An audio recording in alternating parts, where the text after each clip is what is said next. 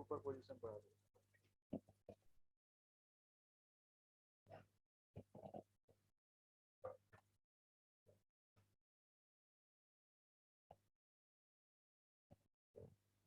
और लिख लो क्वेश्चन लिख लो।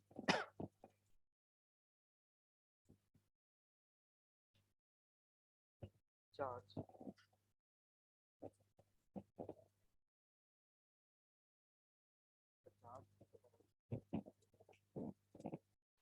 तो आपका आवाज बहुत धीमा आ रहा है सर। चार्ज हो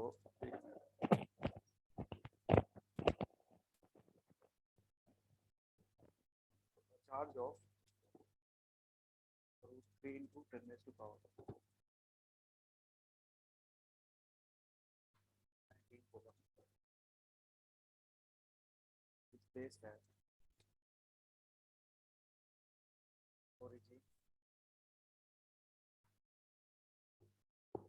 Charge of √3 into 10 raised to power -19 coulomb is placed at origin.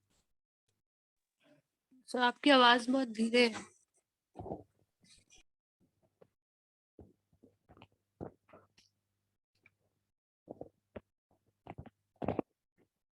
ठीक है, जी सर पहले से थे। placed at origin, full stop. Another charge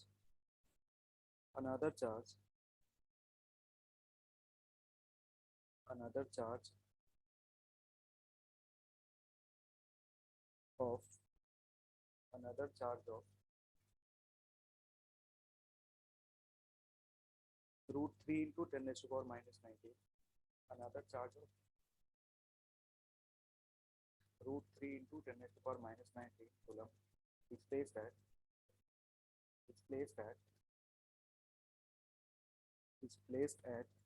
1,1,1. Sir, another charge of Another charge, yeah, same value. Is placed at 1,1,1. Then find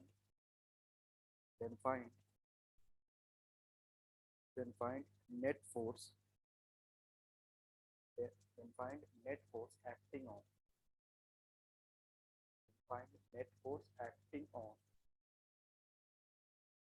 Charge placed at origin. Then find net force acting on charge placed at origin.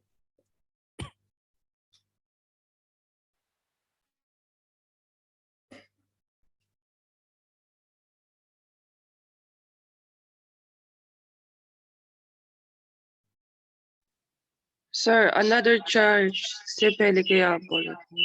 Another charge से पहले या बाद में? पूरा start से repeat करते हैं। Charge of √3 into 10 raised to power -19 coulomb is placed at origin, comma. Another charge of √3 into 10 raised to power -19 coulomb is placed at 1,1,1. Then find the force acting on the charge placed at origin.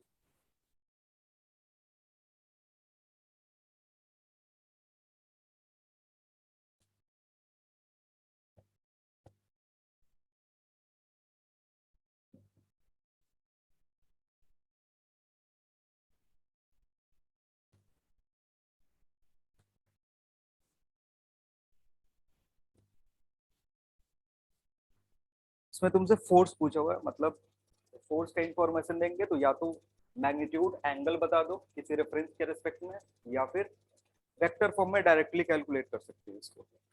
तो vector form में जो formula होता है उसके लिए हमें क्या चाहिए, जैसे फोर्स वेक्टर क्या होता है, k q1 q2 divided by r² और r कैप, जो एक यूनिट वेक्टर है, डायरेक्शन रिप्रेजेंट करता है।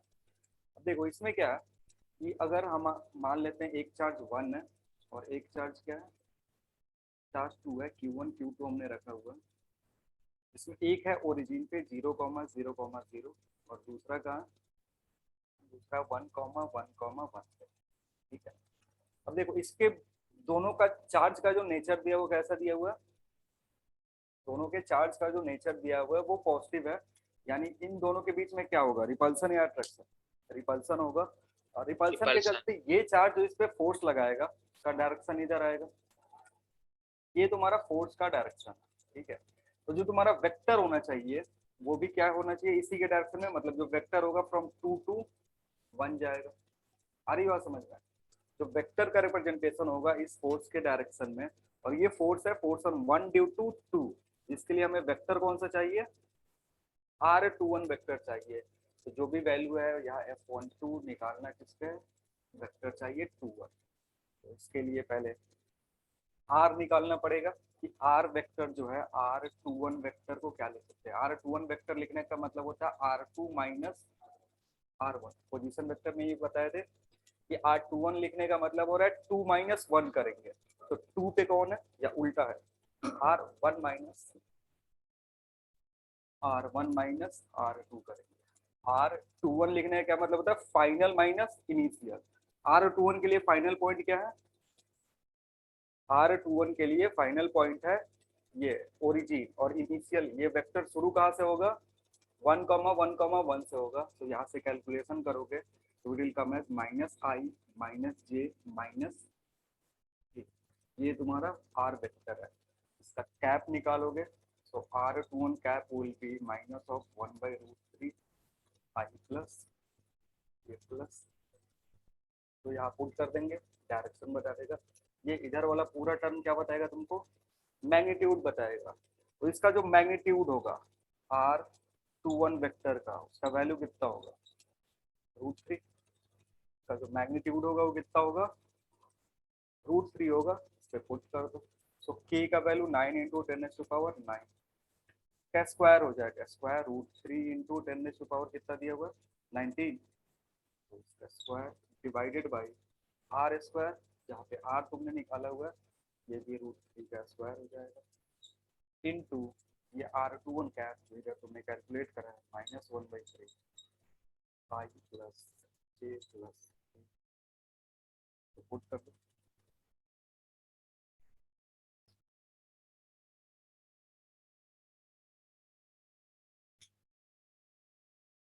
वेक्टर फॉर्म में इस तरीके का कैलकुलेशन होता है।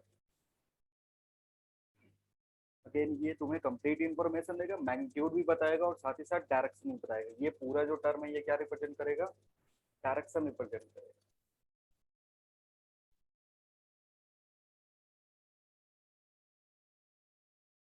तो फाइनली कितना आएगा, यहाँ से कितना बार है,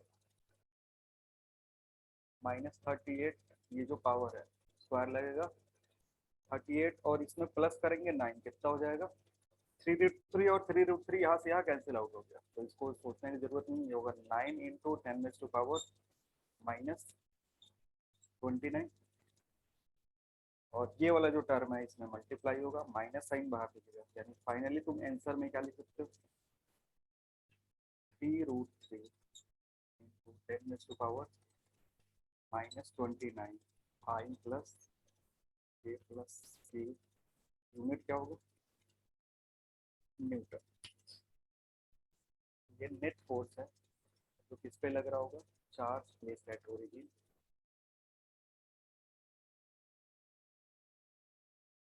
अगर इसी सवाल में पूछता find the force acting on point 1,1,1, magnitude यही होता, तो माइनस की जगह क्या आ जाता, प्लस हो जाता, बस डायरेक्शन चेंज हो जाएगा दूसरे वाले चार्ज।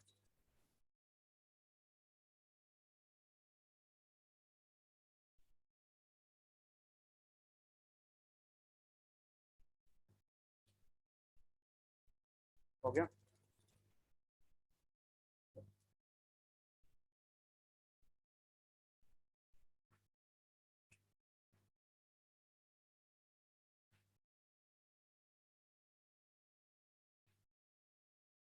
नेक्स्ट हेडिंग लिखेंगे electric field, electric field.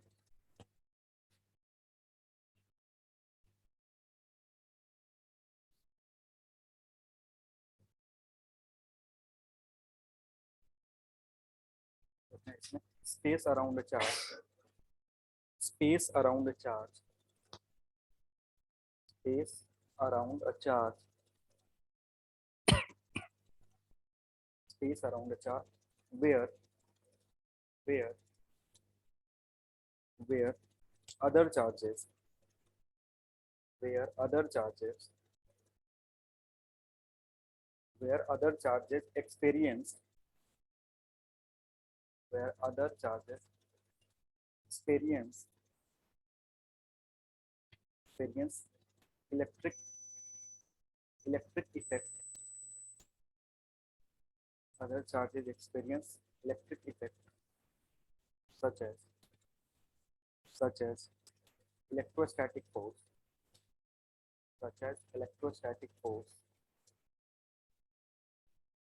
is known as electric field is known as electric field. Full stop. Para छोड़ के लिखना. It extends up to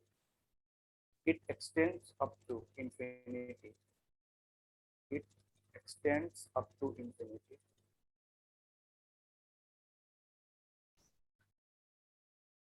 For a given charge. It extends up to infinity for a given charge. Again, जैसे gravitational field होता है वैसे ही हमारे पास क्या होगा, इलेक्ट्रिक फील्ड होगा. ग्रेविटेशनल फील्ड जो होता था वो मास से स्टार्ट होता था, खत्म कहाँ होता था, इन्फिनिटी पे. ये भी चार्ज के चलते आ रहा है और उस चार्ज से लेकर के इनफाइनाइट दूर तक जाओगे वहां तक भी फोर्स एक्सपीरियंस करेंगे. और वो जो दूसरे चार्जेस फोर्स एक्सपीरियंस कर रहे हैं इसको इफेक्ट बोलते हैं, इलेक्ट्रिक इफेक्ट. नेक्स्ट लिखेंगे इलेक्ट्रिक फील्ड इंटेंसिटी. नेक्स्ट करेंगे इलेक्ट्रिक फील्ड इंटेंसिटी और electric field strength. Electric field intensity और इलेक्ट्रिक फील्ड स्ट्रेंथ दोनों सेम चीज.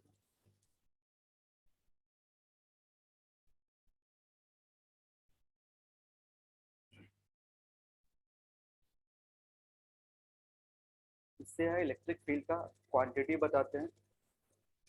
ये किसी भी लोकेशन पे जो स्ट्रेंथ होगा इलेक्ट्रिक फील्ड का या इंटेंसिटी होगा इलेक्ट्रिक फील्ड का वो क्या है. तो लिखना it is defined as it is defined as force experienced is defined as force experienced by a unit positive charge by a unit positive charge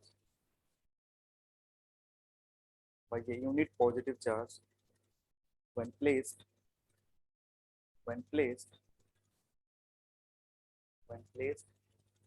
in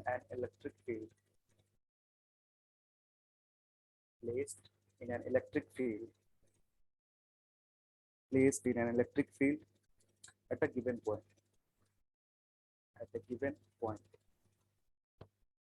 full stop. Para छोड़ के if F is the force acting if F is the force acting on a charge Q naught placed at a point in an electric field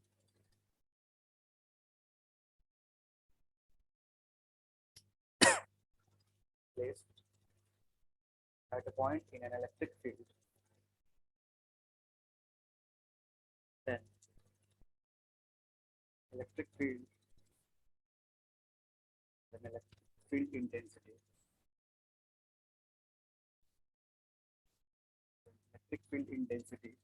of that point is given as electric field intensity of that point is given as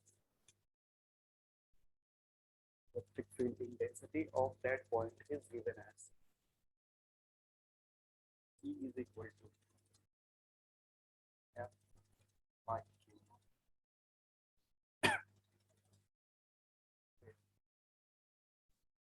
Q naught is called test charge.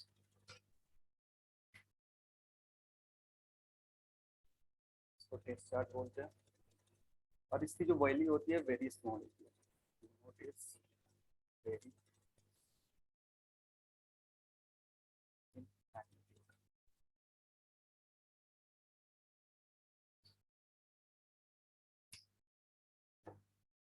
एक test charge है और test charge क्या होता है, positive होता है।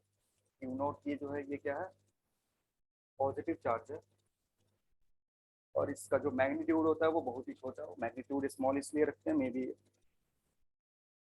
जो दूसरा फील्ड है उसके रेस्पेक्ट में नेग्लिजिबल होगा, ताकि इसका इफेक्ट जो इलेक्ट्रिक फील्ड कैलकुलेट करना है उस पर ना हो। ठीक है, लिखना, it is a vector quantity. Electric field क्या होगा तुम्हारा, वेक्टर क्वांटिटी होगी। ये फोर्स ही है, फोर्स किस पे, यूनिट पॉजिटिव चार्ज पे, तो फोर्स वेक्टर क्वांटिटी है, तो इलेक्ट्रिक फील्ड भी क्या होगा तुम्हारा, वेक्टर क्वांटिटी का, इट इज वेक्टर क्वांटिटी। मतलब अगर इलेक्ट्रिक फील्ड तुमसे पूछा जा रहा है, इलेक्ट्रिक फील्ड का स्ट्रेन तुमसे पूछा जाएगा, तो डायरेक्शन भी बताओगे और साथ साथ मैग्नीट्यूड भी बताओगे। यूनिट क्या होगा इसका,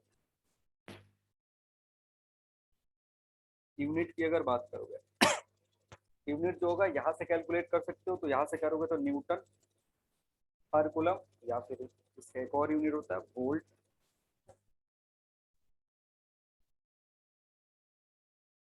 वोल्ट पर मीटर होता है। वोल्ट पर मीटर।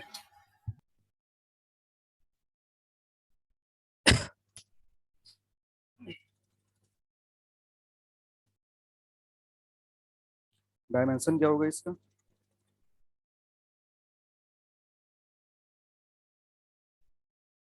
डायमेंशनल फॉर्मूला क्या होगा, यहाँ से कैलकुलेट कर सकते हो, इधर से, तो इट विल बी न्यूटन के लिए mL/T-2 होता है, चार्ज के लिए 80 -1 होता है ना, कि 80 होता है बस, 80, तो इसको लिखोगे mL/T-1।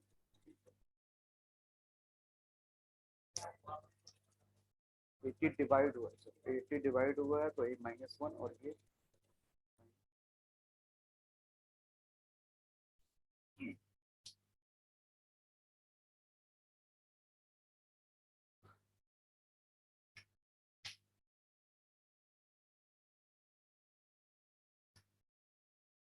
नेक्स्ट वन लिखना,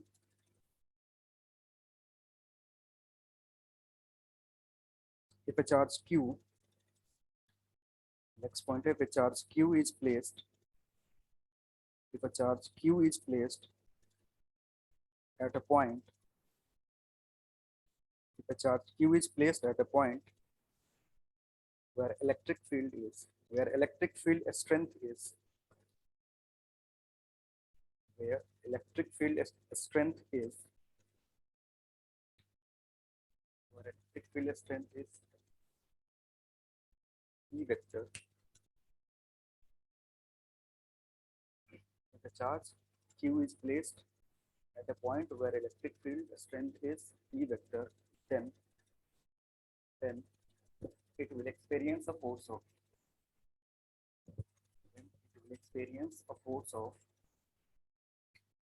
F is equal to Q into, इस पॉइंट पे इलेक्ट्रिक फील्ड का वैल्यू कितना है, इलेक्ट्रिक फील्ड ई है, अगर कोई दूसरा चार्ज यहाँ पर के लाके पुट कर रहे हो क्यू, तो ये कितने का फोर्स फील करेगा, ये फोर्स फील करेगा के बराबर क्यू इंटू ई। यानी अगर तुम्हें इलेक्ट्रिक फील्ड दिया हुआ है, फोर्स निकालना, वहाँ पे चार्ज पुट करेंगे, उस चार्ज पे जो फोर्स लगेगा it will be Q into E. तो जो भी फोर्स का डायरेक्शन होगा उसी के डायरेक्शन में क्या होता है, पॉजिटिव चार्ज पे जो भी फोर्स लगता है, पॉजिटिव चार्ज पे जो फोर्स लगेगा उसी के डायरेक्शन में क्या होगा, इलेक्ट्रिक फील्ड होगा। तो लिख सकते हो डायरेक्शन ऑफ, नेक्स्ट पॉइंट है direction of electric field.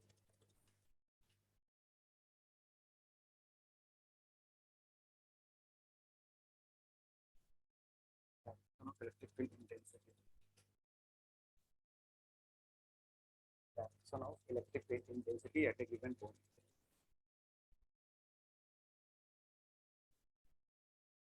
The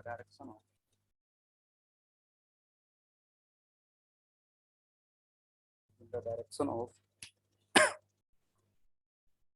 force, the direction of force acting on, direction of force acting on a positive charge, acting on a positive charge placed at that point, से देख के करना पड़ेगा। Direction of electric field intensity at A given point is in the direction of force acting on a positive charge placed at that point. Negative charge के opposite में होता है और पॉजिटिव चार्ज से क्या होगा, पॉजिटिव चार्ज के direction में होगा। तो जो भी डेफिनेशन है डायरेक्शन का वो किसके बेसिस पे दे रहा है, पॉजिटिव चार्ज के बेसिस पे। तो हमारे पास डिफरेंट डिफरेंट चार्ज होगा, उसके चलते क्या आएगा, फील्ड बनेगा। जैसे अगर पॉइंट चार्ज ले रहे हो तो उसके चलते कोई भी अगर पॉइंट चार्ज इस जगह पे रखेंगे तो उसके चलते क्या आएगा, इस रीजन में इलेक्ट्रिक फील्ड बनेगा। उस इलेक्ट्रिक फील्ड की जो वैल्यू होगी, जो स्ट्रेंथ होगा, वो हर पॉइंट पे क्या होगा, अलग अलग होगा। वो निकालने के लिए क्या करते हैं हम, एक टेस्ट चार्ज ला कर, जैसे ये एक चार्ज क्यू है, इसके पास क्या कर रहे हैं, एक टेस्ट चार्ज उठा करके रख देंगे। इन दोनों के बीच में फोर्स लगेगा। अगर डिस्टेंस यहाँ से कितना है, आर है, तो इन दोनों के बीच में फोर्स कितना लगेगा, F will be K Q naught divided by R square. तो इस टेस्ट चार्ज पे फोर्स कितना लग रहा है, K Q naught divided by R. So यहाँ का जो इलेक्ट्रिक फील्ड होगा, इलेक्ट्रिक फील्ड स्ट्रेंथ होगा, वो कितना होता है, formula F by Q not.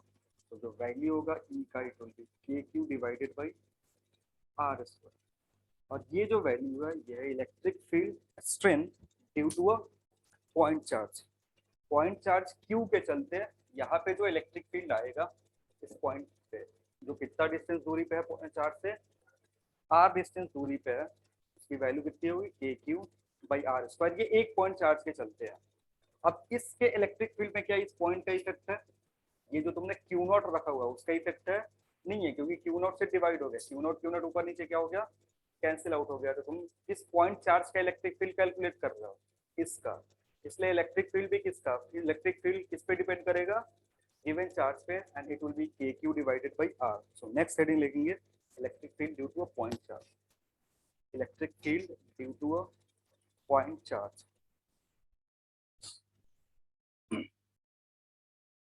Field due to a point charge.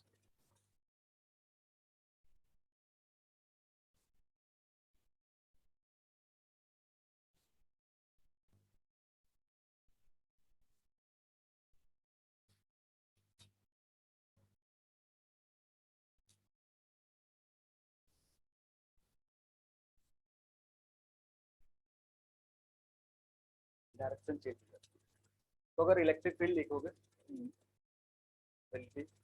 के Q divided by R square, R cap, ठीक है। ये तुम्हारा इलेक्ट्रिक फील्ड है, इलेक्ट्रिक फील्ड स्ट्रेंथ है। और अगेन ये आर कैप जो होगा, ये क्या है तुम्हारे पास, आर कैप जो होगा फॉर पॉजिटिव चार्ज,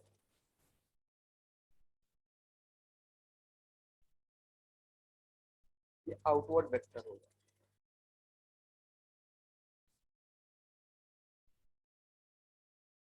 और अगर तुम्हारे पास नेगेटिव चार्ज है तो इनवर्ड वेक्टर होगा, ठीक है। क्योंकि अगर इस पॉइंट चार्ज के चलते यहाँ पे इलेक्ट्रिक फील्ड देखोगे, अगर ये पॉजिटिव होता तो इस पे जो टेस्ट चार्ज हम रखते हैं उस पर फोर्स किधर लगता है, इस डायरेक्शन में। ये जो टेस्ट चार्ज है इस पे फोर्स लग रहा है इस डायरेक्शन में, इसलिए इलेक्ट्रिक फील्ड का भी डायरेक्शन क्या होगा, इधर होगा। तो दिस इज रेडियली आउटवर्ड, इसलिए इसको क्या लिख रहे हैं, रेडियली आउटवर्ड लिख रहे हैं। अगर यही नेगेटिव होता, अगर क्यू क्या होता है तुम्हारा, नेगेटिव होता, तो फिर यहाँ पे क्यू नॉट रख के चेक करते हैं। जो जो टेस्ट चार्ज होता है वो हमेशा क्या होता है, पॉजिटिव ही होता है। तो अगर यहाँ पे रख के देखोगे तो इस पे जो अब फोर्स लगेगा उसका डायरेक्शन क्या होगा, इधर की तरफ। यानी ये तुम्हारा फोर्स का डायरेक्शन है किस पे, इस टेस्ट चार्ज पे। किसके चलते कैलकुलेट कर रहे हैं, माइनस क्यू के चलते।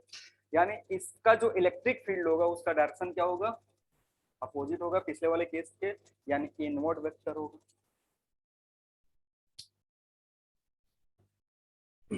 और ये वाला टर्म क्या रिप्रेजेंट करेगा तुम्हारा, मैग्नीट्यूड रिप्रेजेंट करेगा।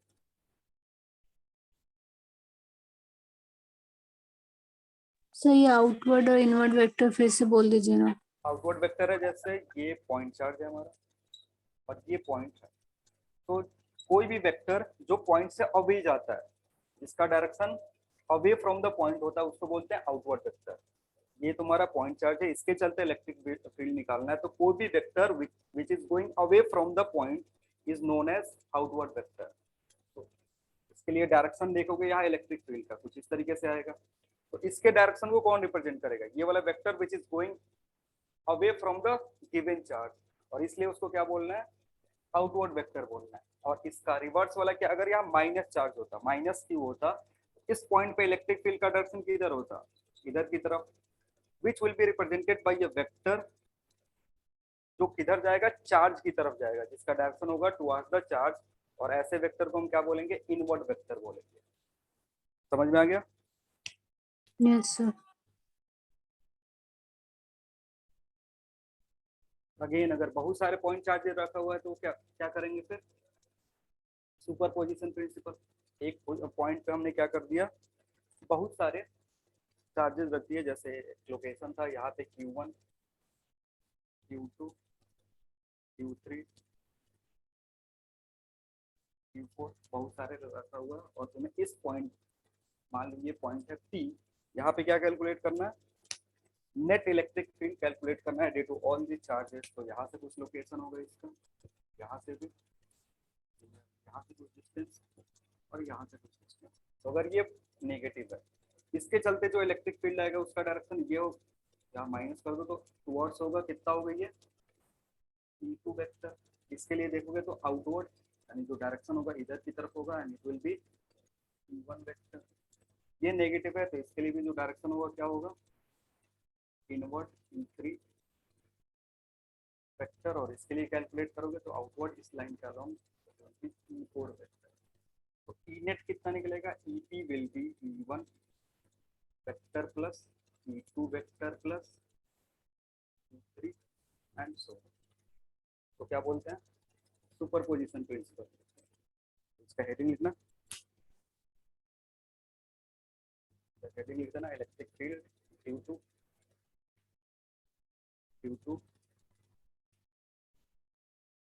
group of charges, electric field due to group of point charges, field due to group of point charges,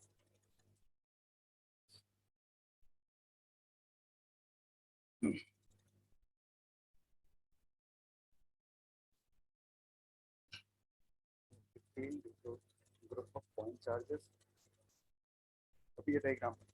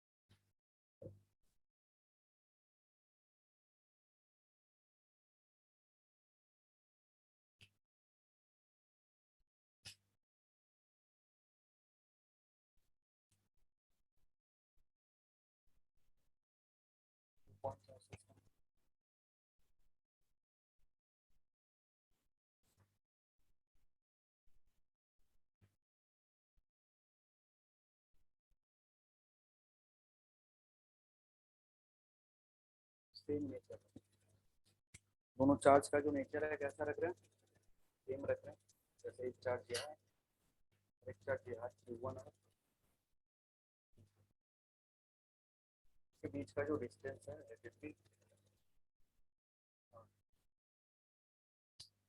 nature same होने का मतलब अगर ये नेगेटिव है तो ये भी क्या होना चाहिए? नेगेटिव। या फिर Q1 पॉजिटिव है तो Q2 भी क्या होना चाहिए? पॉजिटिव। इसको रखेंगे सेम नेचर की कैटेगरी में, इनके बीच में डिस्टेंस कितना r है। जब भी ऐसा कोई सिस्टम होता है तो एक ऐसा पॉइंट तुमको मिलेगा जहाँ पे इलेक्ट्रिक फील्ड स्ट्रेंथ क्या होगा, 0 होगा। ऐसा पॉइंट चार्ज सिस्टम अगर तुमने 2 बना करके रखा हुआ है तो एक ऐसा पॉइंट मिलेगा जहाँ पे जो इलेक्ट्रिक फील्ड स्ट्रेंथ या इलेक्ट्रिक फील्ड इंटेंसिटी होगा कितना होगा, 0 होगा। और वो जो पॉइंट एग्जिस्ट करेगा वो एग्जिस्ट करेगा इन बिटवीन द चार्ज, मतलब ये जो लाइन, ये दोनों चार्जेस है, ये जो लाइन है इस लाइन पे एग्जिस्ट करेगा अंदर में कहीं ना कहीं। ठीक है, तो लिखना in this case, in this case there is a point this case there is a point in between the charges. In this case there is a point in between the charges where where net electric field is 0, net electric field वहां पे कितना होगा, 0 होगा। मान लो ये distance हम represent कर रहे हैं टी से, इस पॉइंट पे तुम्हारा क्या है, जो इलेक्ट्रिक फील्ड है पॉइंट ई पे, E is equal to what, ये टी की जो वैल्यू होगी तो कैलकुलेट करके निकाल सकते हैं। कैलकुलेट क्या करना है, इस चार्ज के चलते यहाँ पे जो इलेक्ट्रिक फील्ड होगा, इस चार्ज के चलते यहाँ पे जो इलेक्ट्रिक फील्ड होगा क्या होना चाहिए, मैग्नीट्यूड सेम होना चाहिए, बस डायरेक्शन अपोजिट होना चाहिए। मैग्नीट्यूड सेम होगा, डायरेक्शन अपोजिट होगा तो एक दूसरे को क्या कर देंगे, वो कैंसिल आउट होंगे। तो दोनों का मैग्नीट्यूड अगर सेम करोगे तो इसके चलते जो होगा K Q one divided by T square बराबर चाहिए K Q two divided by R minus T का होल स्क्वायर। यहाँ से तुम्हें कैलकुलेट क्या करना है, टी कैलकुलेट करना है। इसको सिंप्लीफाई करके हमें क्या कैलकुलेट करना है, टी। तो के तो कैंसिल आउट हो जाएगा, के कैंसिल आउट हो जाएगा तो हमारे पास बचेगा क्या, आर बचेगा, टी बचेगा, Q1 Q2 बचेगा। तो यहाँ से जो फॉर्मूला होता है वो डायरेक्ट याद रख सकते हो, it will be T will be Q1 R क्या root Q into R divided by Q1 plus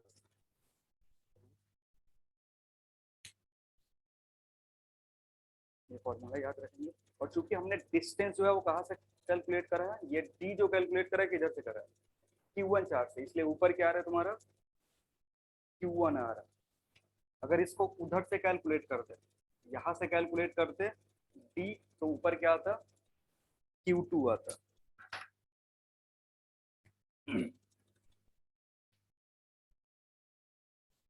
ये इधर से ही कैलकुलेट होगा क्या, इधर से कैलकुलेट करोगे तो क्या होगा, Q1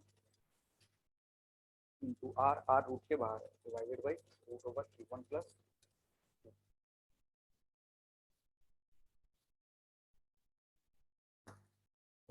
इससे एक स्पेशल केस है,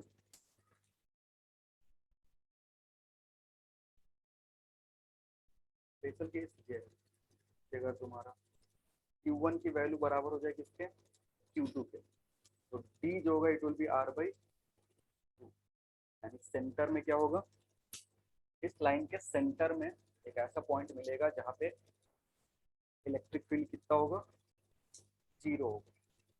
तो चार्जेस का नेचर सेम है, चार्जेस का नेचर सेम अगर रखते हो तो जो भी पॉइंट मिलेगा जहाँ पे इलेक्ट्रिक फील्ड 0 होगा वो कहाँ मिलेगा, इन बिटवीन द चार्जेस, इस लाइन पे इन बिटवीन द चार्जेस मिलेगा, जिसका फॉर्मूला क्या है, D equals to root Q1 into R divided by root Q1 plus root Q2।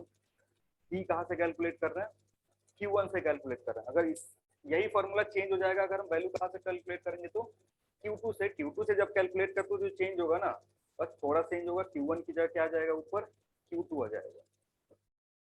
ये सेम नेचर की बात होगा, इसमें एक स्पेशल केस है। नेक्स्ट बात करेंगे अगर तुम्हारे पास क्या है, अपोजिट नेचर के चार्ज।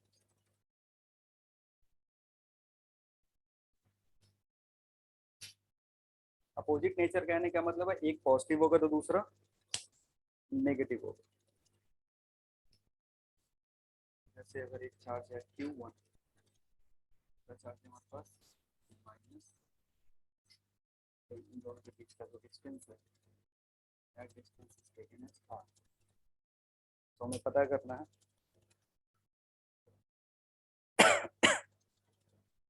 कि इस पर कहाँ पे जीरो है।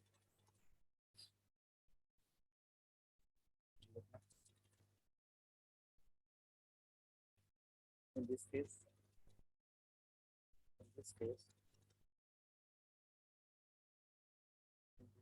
electric field is zero. In this case electric field is zero to either side of either one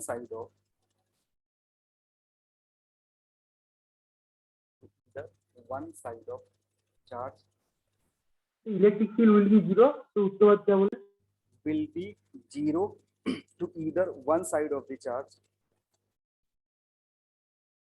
either one side of the charge कहने का मतलब है कैसे इस बार अंदर में नहीं होगा, या तो इस साइड हो सकता है या फिर इस साइड हो सकता है। तो मान लो ये वैल्यू हमने ले लिया कि यहाँ पे क्या हो रहा है, जीरो हो रहा है। इस चार्ज से Q1 से डिस्टेंस D पे क्या हो रहा है तुम्हारा, जीरो हो रहा है। यानी D की वैल्यू कैलकुलेट कैसे करोगे, सेम वही चीज, यहाँ पे जो इलेक्ट्रिक फील्ड आएगा इसके चलते और यहाँ पे जो इलेक्ट्रिक फील्ड आएगा इसके चलते उसका मैग्नीट्यूड क्या होगा, सेम होगा, बस डायरेक्शन क्या होगा, अलग अलग होगा। बीच में कहीं जीरो क्यों नहीं होगा, बीच में जीरो इसलिए नहीं होगा क्योंकि इसके चलते और इसके चलते जो इलेक्ट्रिक फील्ड का डायरेक्शन होगा वो सेम होगा। जैसे अगर इस पॉइंट के चलते देखोगे इधर पे इलेक्ट्रिक फील्ड, तो इसका डायरेक्शन किधर आएगा, इधर, और यहाँ पे इसके चलते अगर इलेक्ट्रिक फील्ड देखोगे तो इसका डायरेक्शन कितना आएगा, उधर ही आएगा। यानी ये एक दूसरे को कभी कैंसिल आउट नहीं करेंगे इन बिटवीन द चार्जेस। कहाँ कैंसिल आउट कर सकते हैं, अब देख लो इधर अगर देखोगे इसके चलते जो इलेक्ट्रिक फील्ड का डायरेक्शन आएगा वो किधर आएगा, ये पॉजिटिव चार्ज है तो इलेक्ट्रिक फील्ड का डायरेक्शन एट पॉइंट P इसके चलते वो किधर होगा, इस साइड में। अब Q2 के चलते देखोगे तो किधर होगा, इधर की तरफ होगा। आ रही बात समझ में। अब इसमें से अगर इस साइड शिफ्ट आया हुआ है तो किसका मैग्नीट्यूड ज्यादा होगा, इसका या इसका, मैग्नीट्यूड किसका ज्यादा होगा, Q2 का मैग्नीट्यूड क्या होगा, हाँ अपने में कंफ्यूज हो जा रहा। मान लो यहाँ पे वैल्यू है E का जो वैल्यू है कितना होगा, K Q1/R1 होगा, यहाँ से डिस्टेंस। अरे उसके लिए परेशान हो जाते हैं, जो मेन चीज है वो सुना करो, Q2 divided by R2², R1 लिख देते तो क्या गलत हो जाता है। तो देखो अब ये जो वैल्यू है E, अगर ये Q ज्यादा है तो R की वैल्यू क्या करनी पड़ेगी, कम करनी पड़ेगी। अगर Q ज्यादा है तो R की वैल्यू क्या करेंगे, कम करेंगे, तब ये दोनों जाकर के इक्वल होगा ना।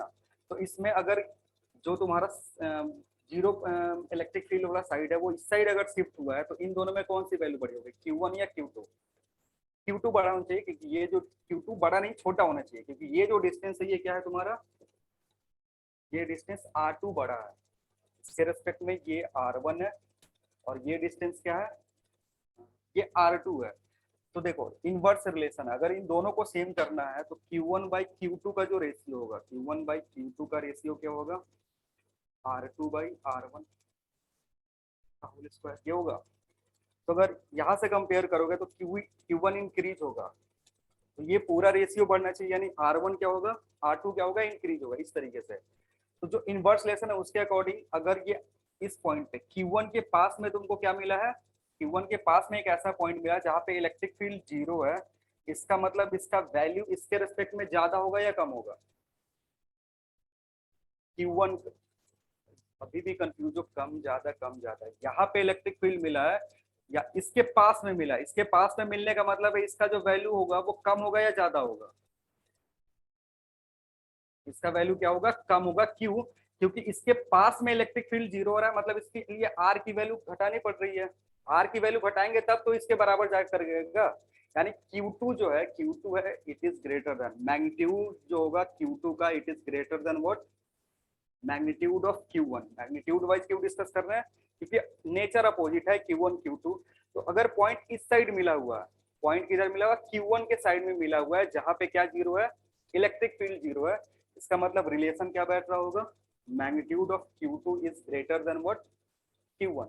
अगर यही पॉइंट इधर मिलता, मान लो ये एक ऐसा पॉइंट मिलता Q जहाँ पे अब इलेक्ट्रिक फील्ड जीरो होता, इस पॉइंट पे अगर इलेक्ट्रिक फील्ड जीरो है तो अभी क्या कंडीशन बता सकते हो, यहाँ पे होगा Q2 is less than what Q1 magnitude.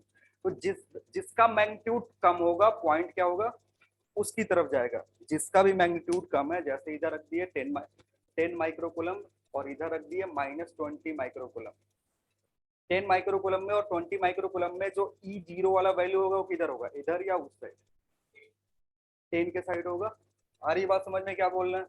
अगर इसको कर देते 40 और ये -20 रहता तो अब किधर जाता, इधर जाता। आ रही बात समझ में? तो गिवन पॉइंट अगर जो दिया हुआ है हमने उसके अकॉर्डिंग अगर देखोगे, जो भी गिवन डायग्राम मैंने ड्रॉ करा, अगर यहाँ पे इस पॉइंट P पे इलेक्ट्रिक फील्ड जीरो है, यहाँ पे इलेक्ट्रिक फील्ड क्या है, जीरो है, इसका मतलब मेन जो चीज है वो क्या है, Q1 है। Q1 is less than what Q2, ऐसा सिचुएशन है। एक तो ये हुआ, जो गिवन मैंने डायग्राम ड्रॉ करा है उसकी बस बात कर रहा हूँ। अगर चेंज हो जाएगा तो फिर ये वैल्यू किधर शिफ्ट हो जाएगा, ये पॉइंट इधर शिफ्ट हो जाएगा। दूसरा चीज टी कैलकुलेट करना है तुम्हें, ये टी कितना होगा, कितना होगा टी, टी का जो फॉर्मूला होगा इसमें थोड़ा सा चेंज होता है, ये होगा √Q1R divided by √Q1 minus √Q2। Again यहाँ पे जब वैल्यू पुट करोगे तो मैग्नीट्यूड पुट करोगे। मैग्नीट्यूड क्यों पुट करेंगे, मैग्नीट्यूड पुट करोगे क्योंकि रूट के अंदर वैल्यू है। वो सारी चीजें जो हमें कैलकुलेशन करना था ना, हमने मैग्नीट्यूड को इक्वल करा, उसके बाद ये रिजल्ट निकला। तो अब Q1 Q2 इसमें साइन पुट न मत कर देना, क्योंकि आप साइन पुट करो तो क्या कंफ्यूजन हो जाएगा, रूट के अंदर नेगेटिव नहीं पुट कर सकते हैं। तो ये जो हमारा फॉर्मूला आ रहा है ना, ये कब आ रहा है, जब दोनों का मैग्नीट्यूड सेम कर रहे हैं। और जब मैग्नीट्यूड सेम कर रहे हो इसका मतलब तुमने डायरेक्शन पहले ही कंसीडर कर लिया है। डायरेक्शन के लिए पॉजिटिव और नेगेटिव साइन का यूज होता है। तो इस फॉर्मूला में कभी भी भूल के साइन पुट नहीं करेंगे, अगर साइन पुट कर दोगे तो फिर क्या हो जाएगा, गलत हो जाएगा। ठीक है, और आगे हाँ उसी के चलते वो इस साइड शिफ्ट हो गया। हाँ ये माइनस साइन इधर बाहर आने का मतलब है ना, उधर शिफ्ट हो गया।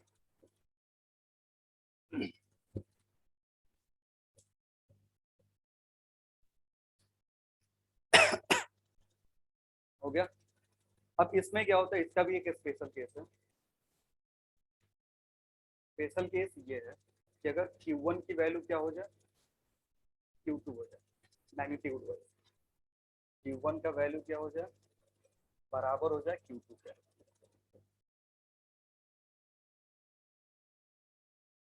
नेचर अभी भी अपोजिट ही रहेगा, लेकिन Q1 Q2 क्या हो गया, दोनों मैग्नीट्यूड सेम हो गया। तो इस केस में D कहाँ मिलेगा, इन्फिनिटी पे मिलेगा। मतलब कोई ऐसा तुम्हें पॉइंट नहीं मिलेगा जहाँ पे क्या हो जाए, electric field zero. Electric field zero किधर मिलेगा, इन्फिनिटी पे मिलेगा। मतलब तुमने ऐसा दो चार्ज लिया Q और -Q, कोई भी ऐसा लोकेशन इसके विसिनिटी में नहीं मिलेगा जहाँ पे क्या हो, जहाँ पे इलेक्ट्रिक फील्ड जीरो हो। इसलिए इसको एक स्पेशल कैटेगरी में रखते हैं, जिसको क्या बोलते हैं, डाइपोल बोलते हैं।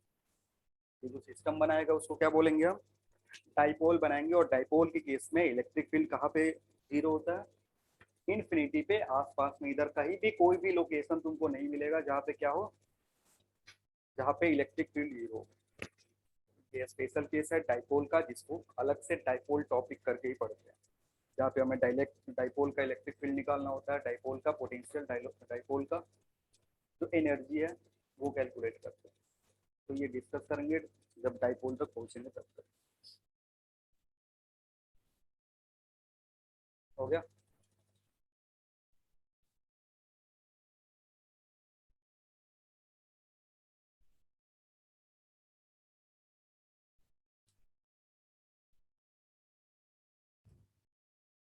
एक सवाल लिखना,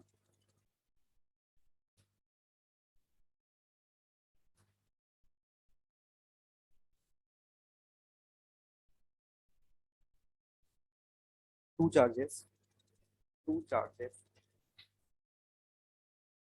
two charges of charges of 10 microcoulomb and 5 microcoulomb. Two charges of 10 microcoulomb and 5 microcoulomb are placed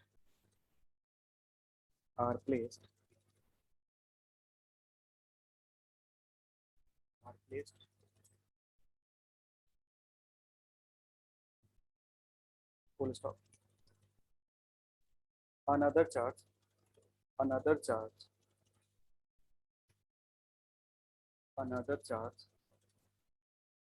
q another charge q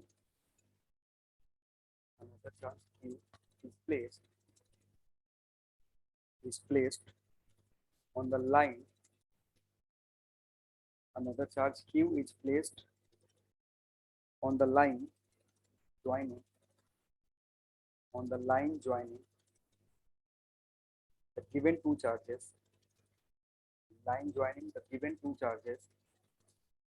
such that all three charges are in equilibrium.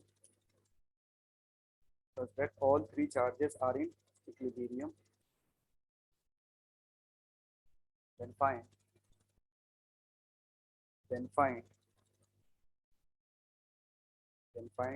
value of q.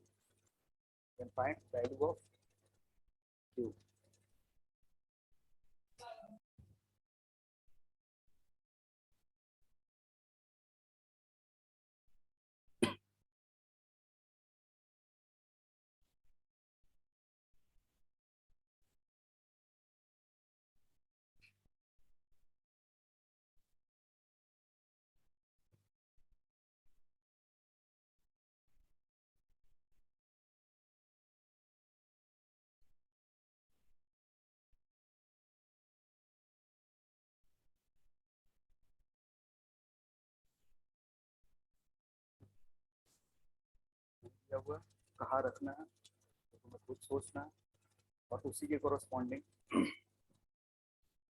q की value क्या होगी वो calculate करना है।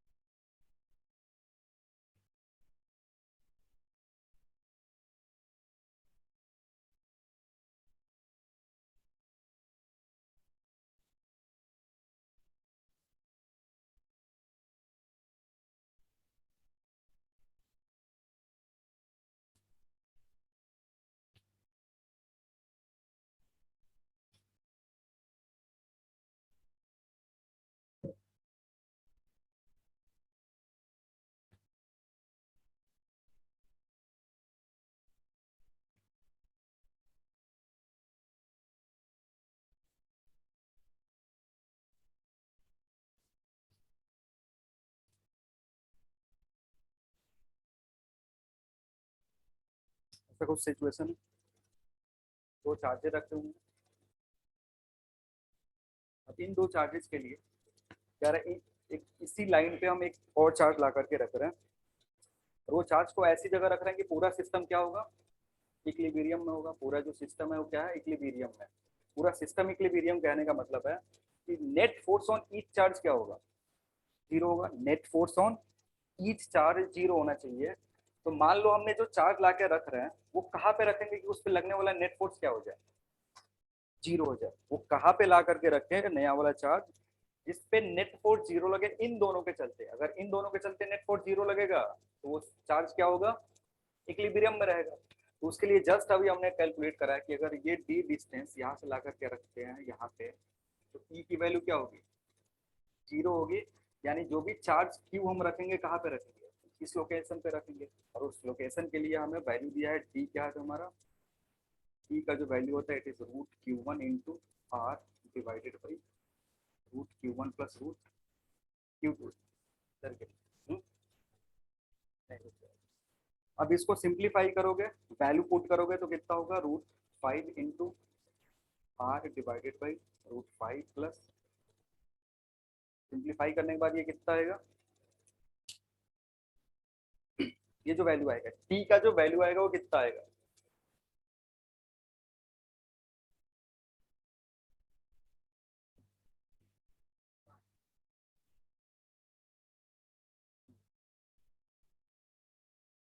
अब ये जो भी वैल्यू आया देखो, अब यहाँ से क्या करेंगे, अभी के लिए अगर जनरलाइज करना चाहते हो तो d हमारा ये था, जो भी d आएगा वो ये आएगा, यानी यहाँ से जो डिस्टेंस होगा वो r माइनस डी होगा, यहाँ से जो डिस्टेंस आएगा उसकी वैल्यू कितनी होगी, r माइनस डी। अब प्रोसेस क्या होता है कैलकुलेशन करने का, कि जब तुम इस पॉइंट पे इस q को रखोगे तो डिस्टेंस तो तुमने निकाल लिया, इस चार्ज का मैग्नीट्यूड निकालना, तो चार्ज का मैग्नीट्यूड कैसे निकलेगा, अब इसके बीच में जो फोर्स लग रहा है, इसके बीच में जो फोर्स लग रहा है उसकी वैल्यू कितनी होगी, उसकी वैल्यू होगी 0। तो इसके चलते जो फोर्स इस पे लग रहा है और इसके चलते जो फोर्स इस पे लग रहा है उसका वैल्यू क्या होना चाहिए, 0 होना चाहिए। और अगर आप Q कैलकुलेट करोगे, ये फोर्स कैलकुलेट करोगे F1, मान लेते हैं चार्ज Q1 के चलते, ये चार्ज Q1 है और ये चार्ज क्या है, Q2 है। F1 कैलकुलेट करोगे तो ये will be K Q1 into Q divided by T square होगा, और F2 कैलकुलेट करोगे तो it will B K Q2 into Q divided by R minus T का होल स्क्वायर। ये दोनों जो वैल्यू होना चाहिए, इन दोनों का मैग्नीट्यूड क्या होगा, सेम होगा, डायरेक्शन अपोजिट होगा। दोनों का मैग्नीट्यूड क्या होना चाहिए, मैग्नीट्यूड सेम होगा, लेकिन जो डायरेक्शन होगा क्या होगा, अपोजिट होगा। तो इन दोनों को इक्वेट करोगे, अब तुम्हें डी के बारे में D in terms of R put करोगे, डी को क्या है in terms of R put करोगे, सिंप्लीफाई करोगे, कैंसिल आउट हो जाएगा जो भी टर्म है, या आर को क्या पुट कर दो, इन डी का टर्म से पुट करोगे, सिंप्लीफाई करेंगे, कैंसिल आउट हो जाएगा। तो यहाँ से इन दोनों को सॉल्व करने के बाद क्यू की जो वैल्यू आती है वो होता है Q1 Q2 divided by root over Q1 plus root over Q2 का होल स्क्वायर।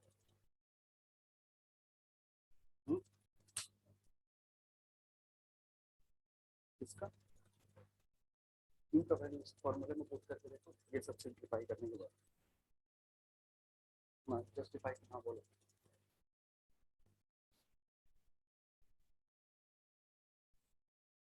क्या कैंसिल आउट हो जाएगा, हाँ तो उसके लिए फिर इसके चलते इस पे फोर्स और इसके चलते इस पे फोर्स निकालेंगे, एक और रिलेशन निकालेंगे। जैसे ये करोगे तो Q1 0 हो जाएगा, यहाँ से D और D का रिलेशन निकलेगा, यानी इस पे नेट फोर्स निकाल सकते हो ड्यू टू दिस चार्ज, और इस पे नेट फोर्स निकाल सकते हो ड्यू टू दिस चार्ज। तो एक यहाँ पे इसके चलते इस पे और इसके चलते अगर इस पे देखोगे तो जो फोर्स आएगा F3 it will B K Q1 Q2 divided by R square. अब इन तीनों में से कोई दो को, ये दो को कंबाइन कर लो या ये दो को कंबाइन कर लो, फिर ये मिलेगा। तो अगेन ये फॉर्मूला याद रखना, और चूंकि नेचर जो होगा, नेचर कैसा होगा, नेचर कहने का मतलब ये चार्ज पॉजिटिव होगा या नेगेटिव होगा, चार्ज क्या होना चाहिए, पॉजिटिव होगा, पॉजिटिव होगा तो गलत हो जाएगा, समझो कैसे डिसाइड करेंगे, नेगेटिव होगा, नेगेटिव इक्विलिब्रियम बोला है ना, इसके चलते इस पे जो फोर्स लगेगा कुछ डायरेक्शन में लगेगा इधर, इसके चलते, क्योंकि पूरा सिस्टम इक्विलिब्रियम है तो इस पे भी नेट फोर्स 0 होना चाहिए, इस पे भी नेट फोर्स 0 और इस पे भी नेट फोर्स 0 होना चाहिए। तो अब इसके चलते इस पे अगर कैलकुलेट करोगे तो किधर लगेगा, इस साइड में। अगर इसको 0 करना है, इसको 0 करना है तो इस चार्ज के चलते जो Q तुम रख रहे हो उसका डायरेक्शन किधर होना चाहिए, अपोजिट होना चाहिए, यानी इसका जो नेचर होगा क्या होना चाहिए, नेगेटिव। अब तुम क्या करोगे, ये जो क्वेश्चन अब एक के लिए हमने वेरीफाई करके देख लिया, अब क्वेश्चन में तुमको चार्ज का नेचर अपोजिट कर दिया तो कुछ नहीं करना है, ऊपर वाले का जब वैल्यू रखेंगे तो चार्ज विथ साइन रखेंगे, बस एक काम करना होता है। ये माइनस कब आया, जब तुमने दोनों क्या रखा, दोनों को पॉजिटिव रखा तो माइनस यहाँ दिख रहा है, दोनों को अगर नेगेटिव रखते तो भी क्या दिखता है, यहाँ पे माइनस दिखता, उसके अनुसार सिंप्लीफाई कर लेंगे। नेक्स्ट चीज क्या, अगर ये Q1 है और ये माइनस Q2 ऐसा दे दिया तब नेचर कैसा होगा, उसके लिए ऊपर जो वैल्यू रखेंगे वो किस टर्म में रखेंगे, विथ साइन रखेंगे, जो नीचे वाले में नहीं रख सकते, नीचे वाले में क्या है रूट के अंदर है, ऊपर वाले में रखोगे वो अपने आप बाहर आ जाएगा कि हमें कैसा चार्ज रखना पड़ेगा, पॉजिटिव चार्ज रखना पड़ेगा। ये फॉर्मूला अगेन डायरेक्टली याद रख सकते हैं क्योंकि इसमें कैलकुलेशन बहुत ज़्यादा होता है। ये सारा सोचोगे, फिर इधर से कैलकुलेट करोगे, इन दोनों को इक्वेट करोगे, यहाँ से क्यू निकलेगा, अगेन कैलकुलेशन बड़ा कर देता है। सो ऐसा है कि 2 पॉइंट चार्जेस पहले से रखी हुई थी, एक थर्ड पॉइंट चार्ज कहाँ रखेंगे, कहाँ रखने वाला काम पहले ही कैलकुलेट कर लिए, कहाँ रखने वाला काम जो पहले 2 पॉइंट सिस्टम पढ़ रहे थे ना उसी से कैलकुलेट कर लिए, उसी से कहाँ रखना है वो तुम्हें पता चल जाएगा। अब कितना मैग्नीट्यूड होना चाहिए वो कैसे पता करेंगे, वो पता करने के लिए ये फॉर्मूला।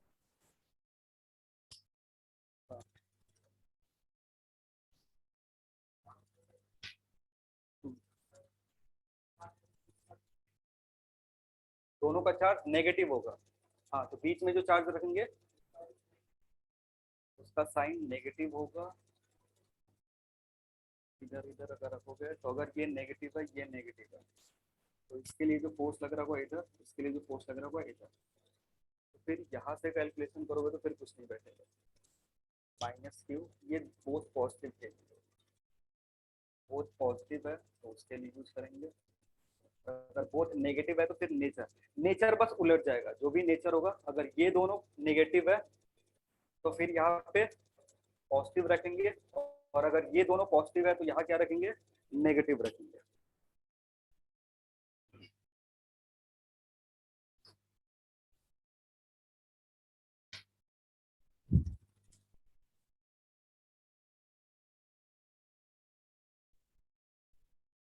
नेक्स्ट हेडिंग लिखेंगे electric field due to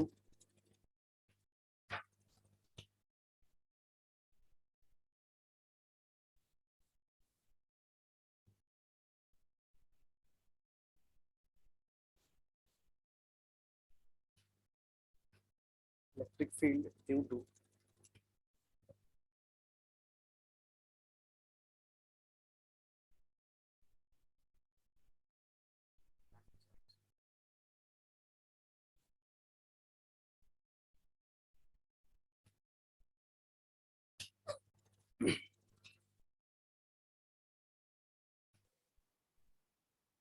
so electric field due to क्या लिखे हैं? Line charge, line point charge नहीं है अभी, लाइन चार्ज है।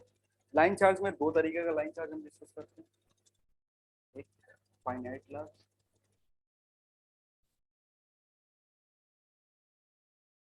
फाइनाइट लार्ज कहने का मतलब उसका लेंथ, तुम्हें क्या होगा, लेंथ और इस आर का जो रेशियो होगा वो कंपेरेबल होगा।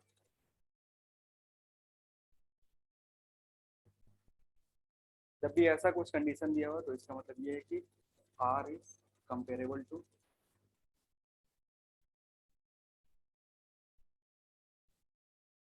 जो वैल्यू होगा उसमें ज़्यादा डिफरेंस नहीं होगा। जैसे अगर ये 10 सेंटीमीटर है तो लेंथ में भी 20 centimetre, 25 centimetre and so on. ऐसे केसेस को हम क्या बोलते हैं, फाइनाइट लार्ज बोलते हैं। अगर इस पे मान लो हमने डिस्ट्रीब्यूशन करके रखा हुआ है पॉजिटिव चार्ज, इस केस में जब भी तुम्हारा लाइन चार्ज होगा तो लाइन चार्ज के केस में हमें देता है linear charge density. Linear charge density कहने क्या मतलब हुआ, टोटल चार्ज अपॉन लेंथ, इसको बोलते हैं लीनियर चार्ज डेंसिटी। इसको रिप्रेजेंट किससे करते हैं, लेमडा से। तो जब भी लाइन चार्ज से रिलेटेड क्वेश्चन होगा तुमको क्या दे करके रखेगा, लेमडा दे करके रखेगा। अगर लेमडा पॉजिटिव है तो यहाँ कैसा चार्ज रखा हुआ है, पॉजिटिव। अगर लेमडा नेगेटिव दिया हुआ है तो यहाँ कैसा चार्ज रखा हुआ है, नेगेटिव चार्ज डिस्ट्रीब्यूट करके रखेगा। तो इसलिए यहाँ का जो फॉर्मूला होता है that formula is also in terms of, जो भी फॉर्मूला आएगा वो लेमडा के टर्म में आएगा। देखो अगेन इसका डेरिवेशन अगर नॉर्मल मेथड से करोगे, मतलब कूलम्ब्स लॉ से अगर इसका डेरिवेशन करते हैं तो वो टफ हो जाता है, मतलब हो जाएगा, कैलकुलेशन उसमें थोड़ा सा ज़्यादा होगा, और जो भी डायरेक्शन है उसका भी ध्यान देना पड़ता है। तो इसका जो कैलकुलेशन होगा इलेक्ट्रिक फील्ड का वो गॉस लॉ में देखेंगे, गॉस लॉ में कैसे कैलकुलेट करते हैं, कैलकुलेट कर सकते हो इससे भी, थोड़ा सा बस बता दे रहे हैं कैसे करना है। जैसे ये है, इस पॉइंट पे कैलकुलेट करना है। ये जो वायर बना होगा वो बहुत सारे छोटे छोटे एलिमेंटल लेंथ से बना होगा। जो भी वायर बना है वो किससे बना हुआ है, छोटे छोटे चार्ज को अगर ऐसे सजा देंगे तो वो क्या बना देगा, लाइन चार्ज बना देगा। अब ये छोटा सा एलिमेंट के चलते हम क्या करेंगे, यहाँ पे इलेक्ट्रिक फील्ड निकाल लेंगे। अगर ये डिस्टेंस आर है, या इस डिस्टेंस को ले लो क्योंकि इसको आर ले चुके हो, तो मान लो ये जो डिस्टेंस है ये वाई है। वाई अगर ले रहे हैं तो इस पे जो चार्ज आएगा it will be D Q. D Q के चलते यहाँ पे जो भी इलेक्ट्रिक फील्ड आएगा it will be K D Q divided by Y square, ये होगा। वैसे ही इस पे बहुत सारे और भी एलिमेंट है, उन सारे एलिमेंट के चलते निकालेंगे, और सारे एलिमेंट के चलते निकालोगे तो अब तुमको यहाँ पे दिखेगा कि जो डायरेक्शन होगा, अगर मैं यहाँ पे काटता तो इसका अब डायरेक्शन किधर आता, इधर की तरफ। अब यहाँ से ये बात पता चलती है कि इन दोनों को देखोगे तो यहाँ से एक कंपोनेंट इसका इधर आएगा और इसका एक कंपोनेंट ऊपर की तरफ जाएगा। सिमिलरली अगर इसका देखोगे तो एक कंपोनेंट इधर और इसका एक कंपोनेंट इधर आएगा। मतलब इस पॉइंट से सेम डिस्टेंस दूरी पे अगर दो एलिमेंट देखोगे, इसके चलते यहाँ पे, इसके चलते अगर यहाँ पे देखोगे सेम डिस्टेंस दूरी पे है, तो ये दोनों अपना वर्टिकल कंपोनेंट को क्या करेंगे, कैंसिल आउट कर देंगे। यहाँ से दोनों जो वर्टिकल कंपोनेंट होगा तो कैंसिल आउट होगा, यानी हर एक इस ऊपर वाले साइड के लिए एक नीचे वैसा ही एलिमेंट प्रेजेंट है। अगर यहाँ से मिड पॉइंट से ऊपर की तरफ जाओगे तो जो एलिमेंट यहाँ पे है वैसा ही आइडेंटिकल एलिमेंट कहाँ पे है, इधर भी है, जो किसको कैंसिल आउट कर देगा, वर्टिकल कंपोनेंट को कैंसिल आउट कर देगा। बचेगी क्या तुम्हारे पास, हॉरिजॉन्टल कंपोनेंट। तो एक बात तो पक्का है कि जो डायरेक्शन होगा इलेक्ट्रिक फील्ड का it will be perpendicular to the charge. जो भी लाइन चार्ज है उसके परपेंडिकुलर होगा, और away from the line charge होगा if it is positive, towards the line charge होगा इफ इट इज नेगेटिव। वो तो प्रॉपर्टी है इलेक्ट्रिक फील्ड का कि अगर पॉजिटिव चार्ज होता तो अवे फ्रॉम द चार्ज होगा, नेगेटिव होगा तो फिर टुवर्ड्स द चार्ज होगा। अब ये बाहर की तरफ क्यों आ रहा है वो हमने कैसे देख लिया, इधर से। हर एक एलिमेंट के लिए एक दूसरा एलिमेंट इधर प्रेजेंट है जो किसको खत्म कर देगा, वर्टिकल कंपोनेंट को खत्म कर देगा। बचेगा क्या तुम्हारे पास, हॉरिजॉन्टल कंपोनेंट, और बस हॉरिजॉन्टल कंपोनेंट बच रहा है। यानी इलेक्ट्रिक फील्ड का जो डायरेक्शन होगा वो वायर पे perpendicularly outward for positive charge और perpendicularly inward for negative charge. इसका जो वैल्यू होता है, वैल्यू के लिए हमें एक और चीज चाहिए, ये एंगल। ये एंड पे एंगल कितने का बना रहा है, लेट इट बी अल्फा। इस एंड पे एंगल कितने का बन रहा है, अल्फा का बन रहा है। एक एंड पे ये जो हॉरिजॉन्टल लाइन है वो कितने का एंगल बना रहा है, अल्फा का एंगल बना रहा है। तो इस केस में जो फॉर्मूला हमारे पास आएगा इट विल बी ई का जो फॉर्मूला होता है it will B 2k lambda sine alpha divided by r।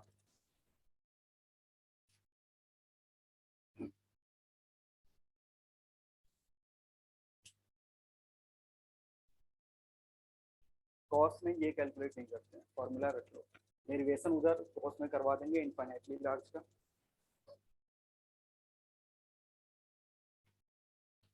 Finite large का बस उधर से थोड़ा सा, उधर से जो डेरिवेशन है फाइनाइट लार्ज का वो हो नहीं पाता है, तो उधर बस किसका करेंगे, इनफाइनाइटली लार्ज का करेंगे।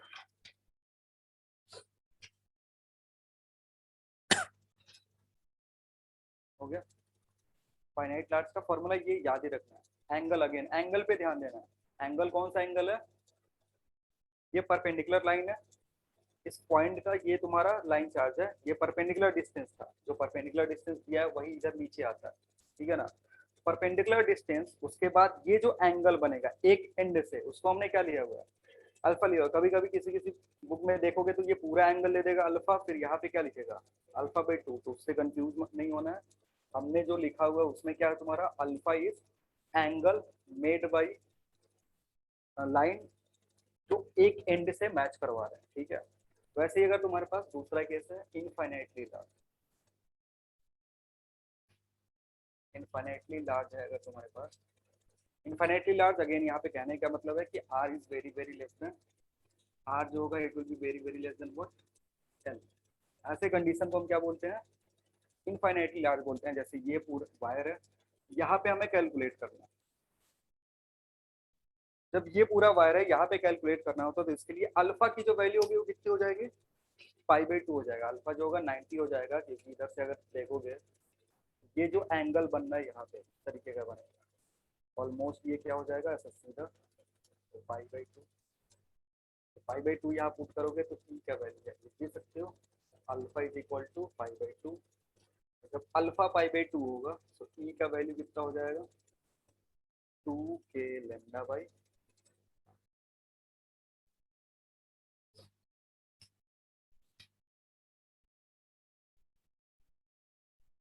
और इसका प्रॉपर प्रूफ गॉस लॉ से दिखेगा तुमको कि इनफाइनाइटली लार्ज वायर लिए हैं उसके लिए हम गॉसियन सरफेस ड्रॉ कर सकते हैं, और इनफाइनाइटली लार्ज के लिए कोई भी ऐसा सरफेस जिसके लिए तुम गॉसियन सरफेस ड्रॉ कर सकते हो उसके लिए हम गॉस लॉ लगा सकते हैं।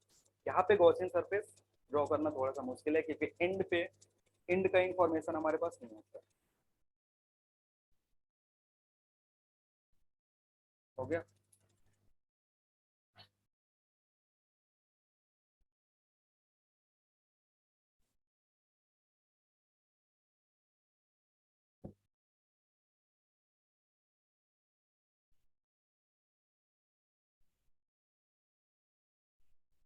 अगर दोनों तरफ एंगल अलग अलग बन जाए, जैसे अभी तो हमने क्या करा कि यहाँ पे जो एंगल है वो अगर मान लो अल्फा बन गया और ये जो एंगल बन रहा है ये कितना बन गया, बीटा बन गया। फाइनाइटली लार्ज लिए हुए हैं लेकिन एंगल क्या बन गया, एक एंड पे जो एंगल है वो कितने का बन रहा है, अल्फा का, दूसरे एंड पे एंगल कितना बन रहा है, बीटा का। इस केस में जो फॉर्मूला होगा वो कितना होगा, अगर इस पॉइंट पी पे तुमको कैलकुलेट करना है तो ई कितना होगा। देखो इसके लिए जो फॉर्मूला यूज करते हैं वो होगा K lambda by R sine alpha plus sine beta. क्योंकि देखो एंगल जब अल्फा और बीटा दोनों सेम हो गया था ना तभी यहाँ से टू क्या हुआ था, बाहर निकल गया था। इधर देखो अगर अल्फा और बीटा क्या हो जाता, सेम हो जाता, मतलब जो पॉइंट रखा हुआ ना अगर मिड पॉइंट पे नहीं रखा हुआ, थोड़ा सा इसेंट्रिक रखा हुआ है, इसका मिड पॉइंट किधर होता है, यहाँ पे। अगर मिड पॉइंट पे रखते तो इस एंड पे जो एंगल बनता और इस एंड पे जो एंगल बनता वो क्या होता, सेम होता।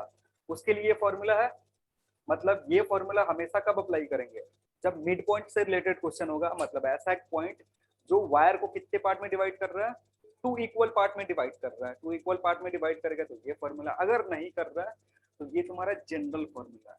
जनरल मतलब ये किसी के लिए भी यूज कर लो, ये जो फॉर्मूला है ना ये कैसा भी वायर दिया हुआ है उसके लिए तुम कैलकुलेट कर सकते हो। इन्फॉर्मेशन तुम्हें किसका चाहिए, अल्फा और बीटा का चाहिए। इसमें मैं ये नहीं कह रहा हूँ कि ये इनफाइनाइट के लिए है या फाइनाइट के लिए है या कैसा किस लोकेशन पे रखा हुआ है, इसमें जो भी कहीं भी रख दो, इनफाइनाइटली लार्ज रख दो पॉइंट या फाइनाइट लार्ज रख दो पॉइंट, इधर रखो इधर रखो इधर रखो, अगर तुम्हारे पास अल्फा और बीटा का इंफॉर्मेशन है तो इस फॉर्मूला से क्या कैलकुलेट कर सकते हो, इलेक्ट्रिक फील्ड किसी भी लाइन चार्ज के लिए कैलकुलेट कर सकते हैं। तो ये किसके लिए है, तुम्हारे पास लाइन चार्ज का फॉर्मूला है, इन जनरल फॉर्मूला, ये नोट में लिख लेंगे, जनरल फॉर्मूला जो किसी भी लाइन चार्ज के लिए यूज कर सकते हैं। और इसी से मॉडिफाई करके तुम ये भी ला सकते हो, इसी से मॉडिफाई करके ये भी ला सकते हो, क्योंकि अगर इससे मॉडिफाई करोगे तो अल्फा की वैल्यू अल्फा बराबर बीटा हो जाता, तो फिर कौन सा फॉर्मूला था, ये वाला। और अगर तुम्हारे पास alpha equals to beta equals to 90 degree हो जाता तो कौन सा फॉर्मूला आता, ये वाला फॉर्मूला आता। यानी इसके पास सब कुछ है।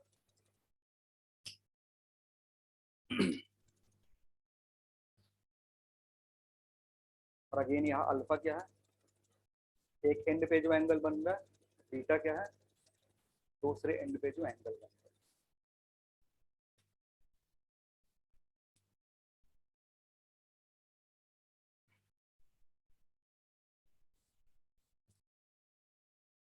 नेक्स्ट लिखना,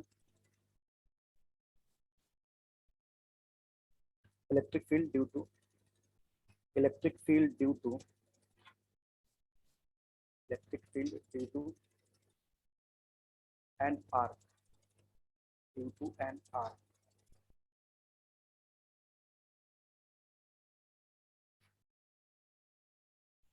अगर तुम्हारे पास आर्क है,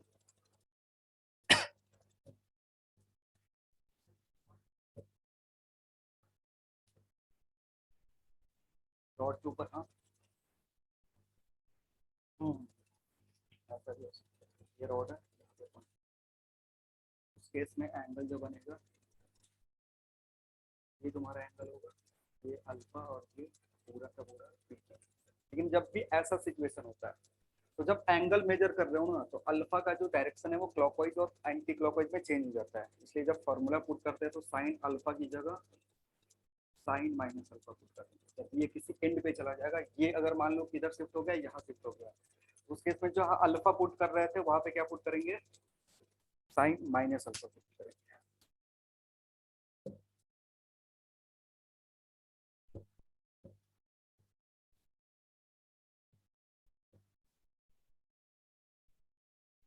क्या लिखेगा, electric field due to an arc, अगर आर्क आर्क भी क्या होता है, वायर होता है, जिसको क्या कर दिया तुमने, बेंड कर दिया,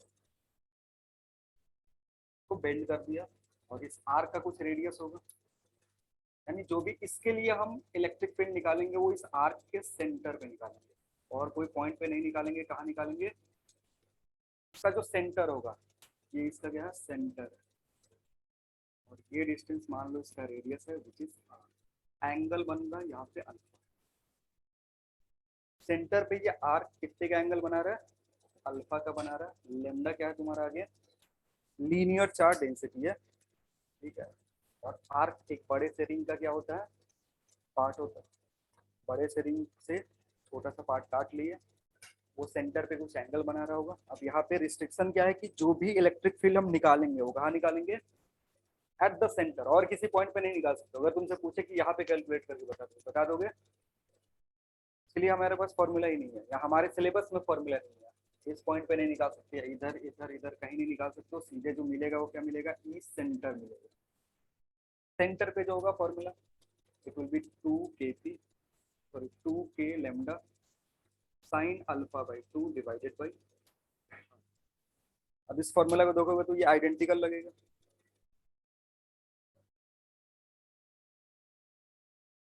अल्फा जो है, हाँ टोटल एंगल है, क्योंकि जब भी तुमको इस तरीके का सवाल पूछेगा तो it will give angle formed by the arc at the centre, ऐसा नहीं देगा कि हाफ एंगल फॉर्म, क्या देगा सवाल में तुमको, सीधे सीधे angle formed by the arc at the centre is alpha. तो ये क्या है तुम्हारा alpha, angle formed by arc at the centre.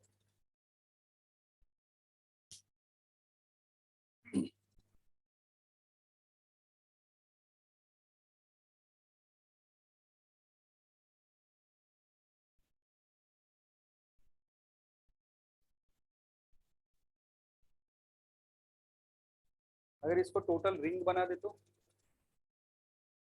Ring बनाओगे जीरो हो जाएगा, क्योंकि एंगल कितना हो जाएगा, एंगल 360 डिवाइडेड बाई 2 180, साइन 180 कितना होता है, जीरो, यानी रिंग के केस में सेंटर पे जो इलेक्ट्रिक फील्ड होगा कितना होगा, जीरो होगा।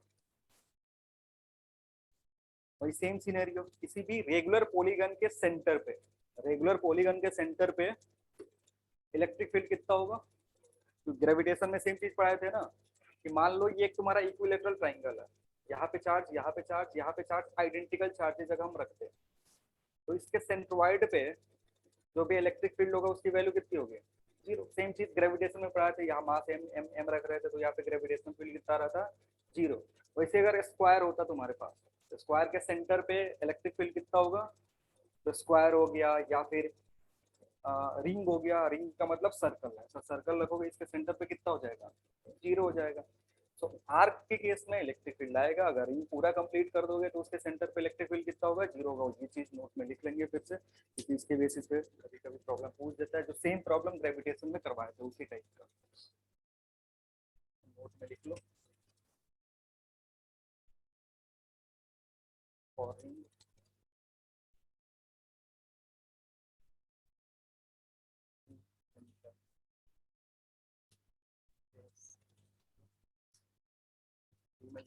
और एन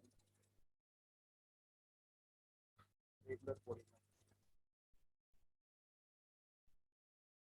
रेगुलर पॉलीगन का मतलब समझ आ दिए थे, रेगुलर पॉलीगन मतलब साइड्स क्या होगा सबका सेम होगा। तो for regular polygon, for any regular polygon electric field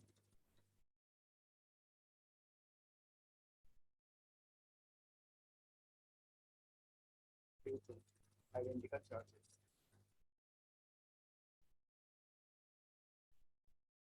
placed at each corner.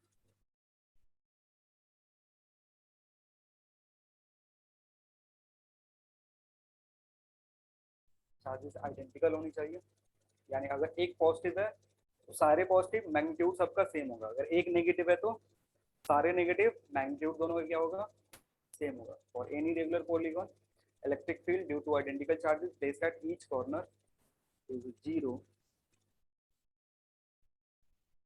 at the center of the polygon. और उसी का एक स्पेशल केस है, क्योंकि रिंग को क्या मान सकते हैं हम, रेगुलर पॉलीगन मान सकते हैं of infinitely large sides. Ring के लिए क्या होगा, सर्कल को क्या मान सकते हैं कि सर्कल एक ऐसा पॉलीगन है जिसके कितने साइड्स हैं, इंफिनिटी साइड्स है इसके पास, और सबका लेंथ क्या है, सेम है, तो इसके अंदर रहता है.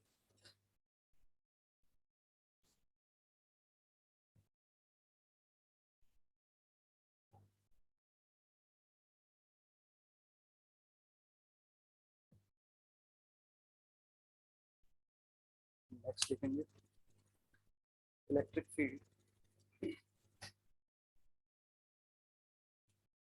electric field on the axis of electric field on the axis of electric field on the axis of a ring, electric field on the axis of a ring. तो रिंग के सेंटर पे zero हो गया, लेकिन axis पे भी zero होगा, नहीं होगा. तो एक्सिस पे बात कर रहे हैं, ये इसका सेंटर है सी.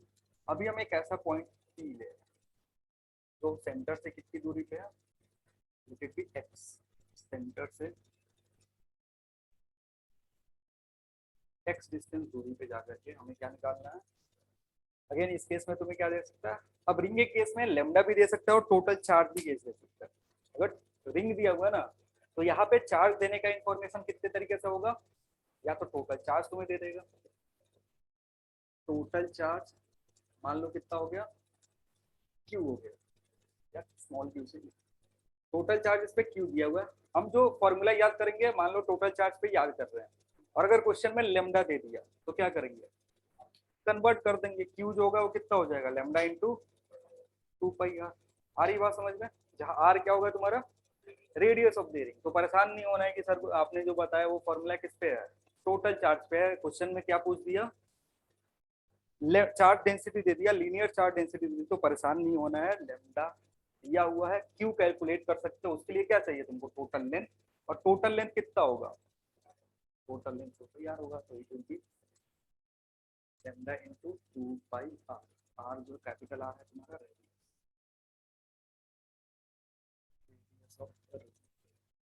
तो इस केस में जो फॉर्मूला आएगा, अगेन इसके लिए भी थोड़ा सा विजुअलाइजेशन समझ लो कि जो डायरेक्शन होगा वो किस तरीके से होगा. अगेन डेरिवेशन नहीं दे रहा है, बस थोड़ा विजुअलाइज कर रहे हैं कि डायरेक्शन किस तरीके से होगा.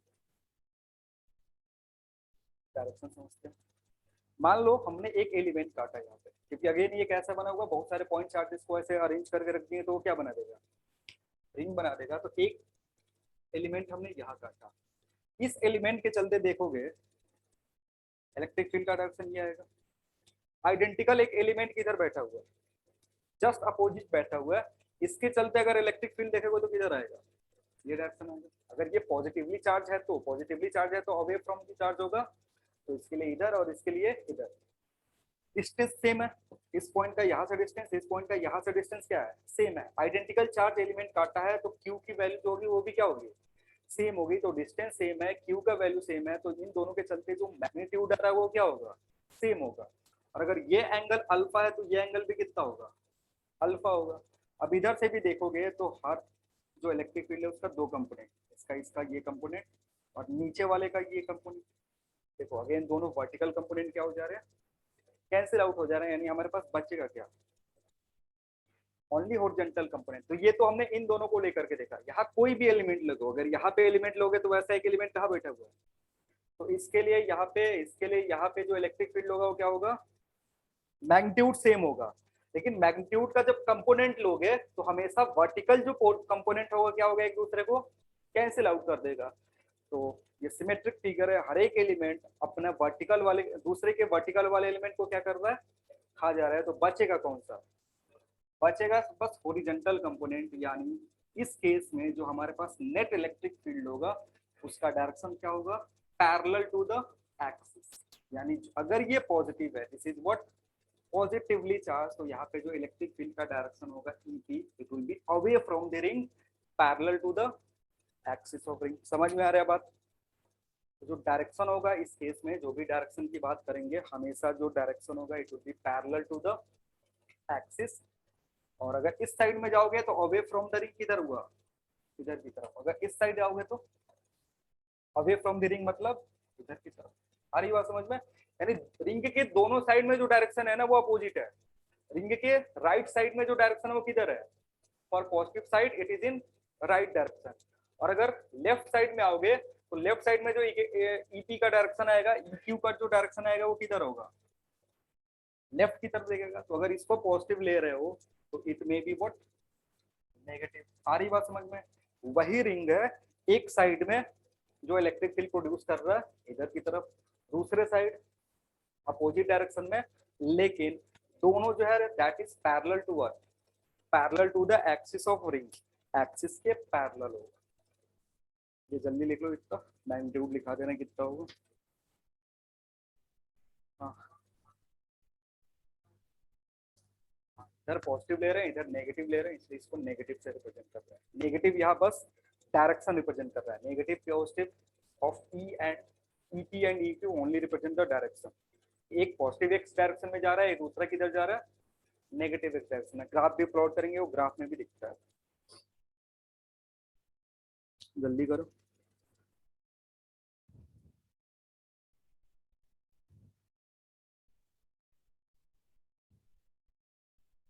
हो गया?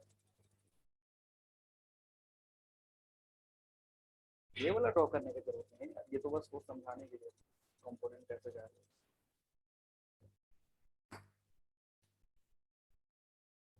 अच्छा समझते हैं। जो फॉर्मूला होगा E का, EP का जो फॉर्मूला होगा, x डिस्टेंस दूरी पे है, क्या होगा, KQX divided by R square plus x square root over 3/2। ये तुम्हारा फॉर्मूला होता है। ये मैग्नीट्यूड बताएगा, डायरेक्शन किधर से डिसाइड कर लेंगे, डायरेक्शन के लिए पैरेलल टू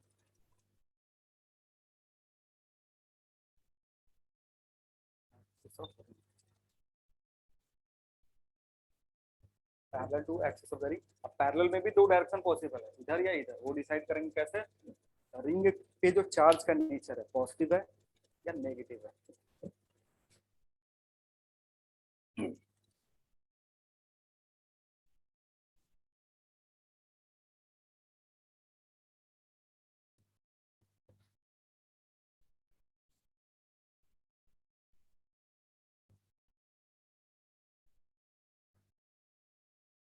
और यहाँ आएगा तुम्हारा पहला ग्राफ।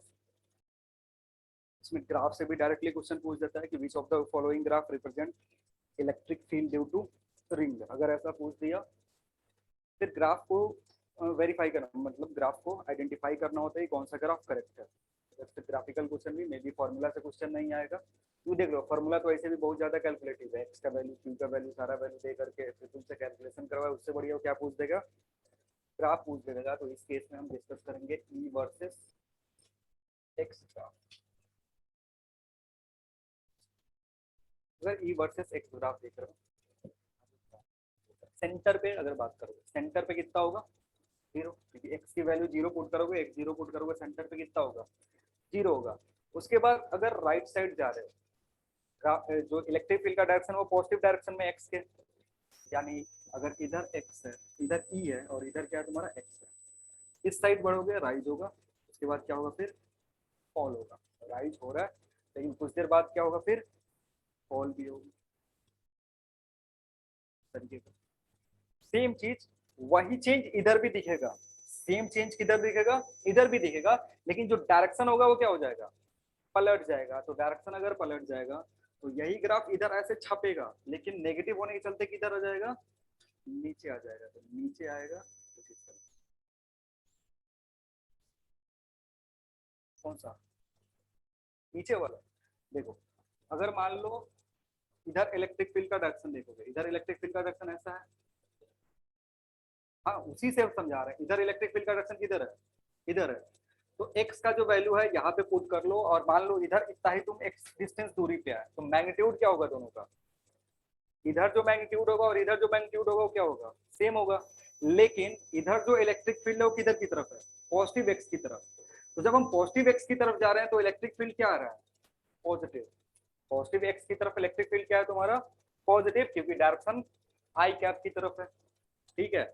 अब जब इस साइड आए, इस साइड आने का मतलब यहाँ पे तुमने ओरिजिन अपना रखा हुआ है। यहाँ पे क्या रखा हुआ है तुमने, ओरिजिन रखा हुआ है। और जब ओरिजिन से इधर जाओगे मतलब माइनस आई की तरफ जाओगे। और जब नेगेटिव एक्स की तरफ गए तो डायरेक्शन किधर हो गया, नेगेटिव की तरफ हो गया, उल्टा हो गया, इसके रेस्पेक्ट में उल्टा। तो अगर इसको पॉजिटिव ले रहे हैं तो इसको क्या लोगे, नेगेटिव लेंगे। और जब एक्स की तरफ आएंगे, नेगेटिव एक्स की तरफ आएंगे, तो इलेक्ट्रिक फील्ड जो होगा वो किधर चले जाएगा, नीचे की तरफ चला जाएगा, यानी ऐसा।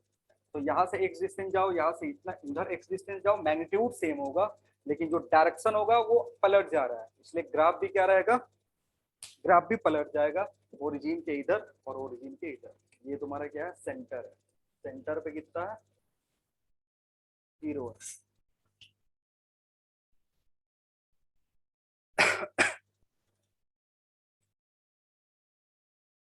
यहाँ पे ये वैल्यू भी याद रखना होता है। अगर मान लो ये तुम्हारा ई मैक्स, ग्राफ में देखोगे तो ई मैक्स वैल्यू दिखेगा तुमको, एक राइट साइड की तरफ और एक लेफ्ट साइड की तरफ। यहाँ पे इलेक्ट्रिक फील्ड इसमें ग्रेजुअली इंक्रीज कर रहा है, इंक्रीज कर रहा है। आफ्टर रीचिंग मैक्सिमम पॉइंट उसके बाद क्या करेगा, डिक्रीज करेगा। तो नोट में इसको लिख सकते हो, पहला note at x equals to r by plus minus √2 E जो होगा वो ई मैक्स के बराबर हो जाएगा। और यहाँ पे वैल्यू पुट करोगे, यहाँ पे वैल्यू पुट करोगे, तो जो ई मैक्स आएगा, कैलकुलेट नहीं करना, मैं डायरेक्ट बता दे रहा हूँ। दिया है कि नहीं दिया हो तो कैलकुलेट कर लो। ई मैक्स का जो वैल्यू होगा, मतलब यहाँ पे क्या पुट कर देंगे, r/√2, यहाँ पे r/√2 पुट करेंगे। सिंप्लीफाई करने के बाद जो वैल्यू आएगा वो क्या होगा, ई मैक्सिमम होगा।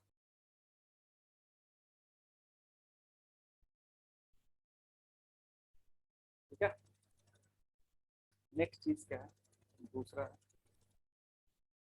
x very very less than r। अगर x जो है वो क्या हो जाए, r से, x जो है वो r से बहुत छोटा हो जाए। ये x जो है वो r के रेस्पेक्ट में क्या होगा, छोटा। मतलब इधर कहीं यहाँ पे अगर इलेक्ट्रिक फील्ड देखोगे तो अब देखो ग्राफ जो देखोगे ना, स्टार्टिंग में जब x बहुत छोटा है तो ग्राफ कैसा है, लीनियर, लीनियरली इंक्रीज हो रहा है ना।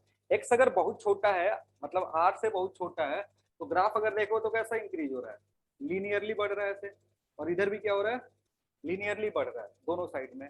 तो यहाँ से जो ई आएगा तुम्हारे पास अप्रोक्सीमेटली, इसके लिए ई जो यूज करोगे वो कैसा रिलेशन दिखाना चाहिए, it must be directly proportional to X. तो क्या इधर से कैलकुलेट कर सकते हो कि अगर एक्स बहुत छोटा है तो इसको इसको कॉमन करोगे, जो भी टर्म कैंसिल आउट होगा, उसके बाद एक डायरेक्ट फॉर्मूला आता है जो तुम्हें बता देगा कि ग्राफ कैसे रिप्रेजेंट करेगा। It will be K Q X divided by R square, K Q X divided by R Q. नीचे क्या दिखेगा तुमको, आर क्यू। अब यहाँ से साफ साफ देख सकते हो कि अगर x is very very less than e, sorry x is very very less than r, तो e is directly proportional to what, x, जो कि ग्राफ में भी दिख रहा है। छोटे चेंज के लिए जो ग्राफ है वो किस तरीके का है, ऐसा है। और इसको क्या बोलते हैं, लीनियर ग्राफ। लीनियर ग्राफ में क्या होता है, जो भी फैक्टर है y is directly proportional to x, और यहाँ y एक्सिस किसके लिए है, y एक्सिस e के लिए है। ये यूज कर सकते हैं।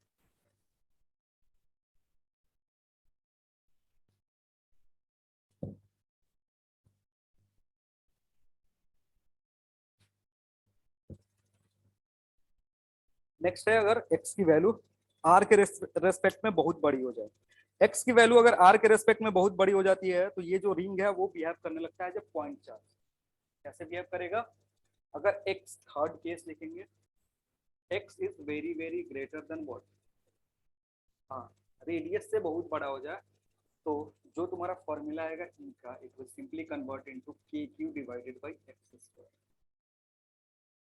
तुम देखो इधर से जो ग्राफ आ रहा है ना, यहाँ से ये हाइपरबोलिक हो जा रहा है कुछ देर में, आगे का है तो कुछ देर बाद इधर से ग्राफ अगर देखोगे यहाँ से यहाँ तक का, तो ये ग्राफ कैसा है? हाइपरबोलिक ग्राफ है। और अगर पॉइंट चार्ज के ग्राफ प्लॉट करते हैं तो ग्राफ कैसा दिखता है? हाइपरबोलिक। तो इसलिए जब डिस्टेंस बढ़ रहा है ना, बहुत ज्यादा डिस्टेंस तुमने बढ़ा दिया तो that ring will start to behave as what, point charge. और बहुत ज्यादा डिस्टेंस है तो हम सीधे r को हटा सकते हैं, जो डायरेक्ट फॉर्मूला आएगा वो क्या आएगा? KQ by x square. तो रिंग के केस में ये तीन चीज ध्यान रखेंगे कि एक बार मैक्सिमम कहाँ पे होगा? मैक्सिमम होगा रूट r/√2 पे, दोनों साइड, इधर r/√2 प्लस और इधर माइनस r/√2। फॉर्मूला जो भी रिजल्ट आएगा यहाँ पे पुट कर लेना, याद करने की जरूरत नहीं है, एक ही फॉर्मूला याद रखेंगे। और अगर x is very very less then तो डायरेक्टली प्रोपोर्शनल टू x, और अगर x is very very greater than r तो इनवर्स रिलेशन आएगा जो कि पॉइंट चार्ज को फॉलो करता है।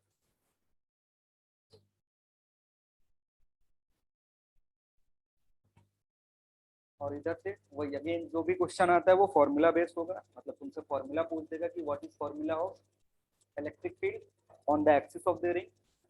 तो फॉर्मूला याद करना है, क्योंकि कैलकुलेशन करवाएगा, ज्यादा हेक्टिक हो जाता है तो डायरेक्टली फॉर्मूला पूछ लेता है, या फिर तुमसे क्या पूछेगा? ग्राफ पूछ लेगा कि which of the following graph represent electric field of a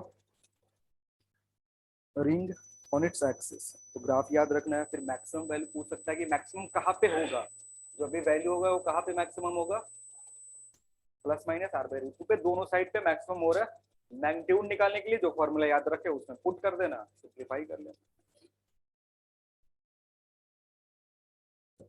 तो अभी तक यहाँ तक जितना पढ़ना था electric field due two bodies वो देख लिया हमने।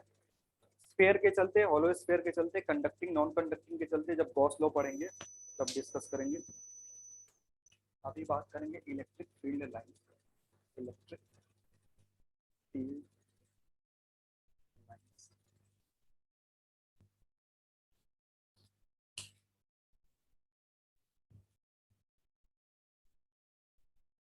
इसको लाइंस ऑफ फोर्स भी बोलते हैं या फिर फ्लक्स भी बोलते हैं।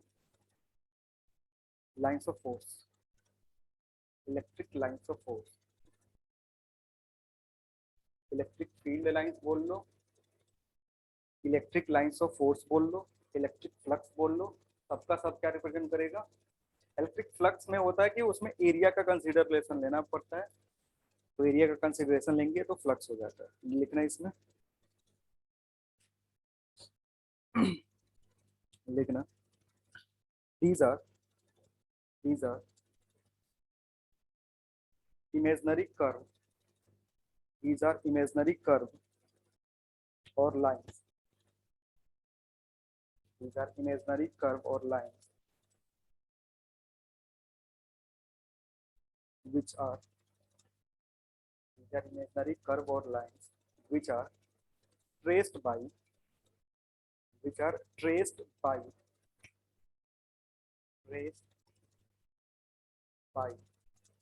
a test charge। Test charge का प्रॉपर्टी बताती है क्या होना चाहिए? पॉजिटिव होना चाहिए। मैग्नीट्यूड क्या होना चाहिए? बहुत ही छोटा होना चाहिए। Test charge when it is set free, when it is set free to move, it is set, set free to move in an वही when it is set free, when it is set free to move in an electric field, in an electric field।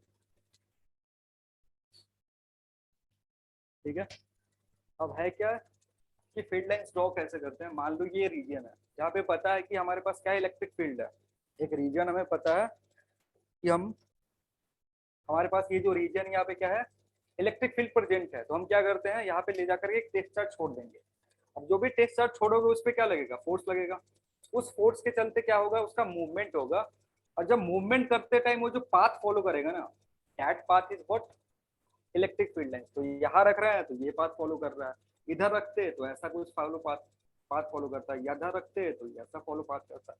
यानी ये जो भी line है ये क्या है तुम्हारे पास, इसको क्या बोलेंगे, इलेक्ट्रिक फील्ड लाइंस। ये क्यों बना, क्योंकि हमने एक चार्ज छोड़ा था, कौन सा charge, test charge Q naught छोड़ा था।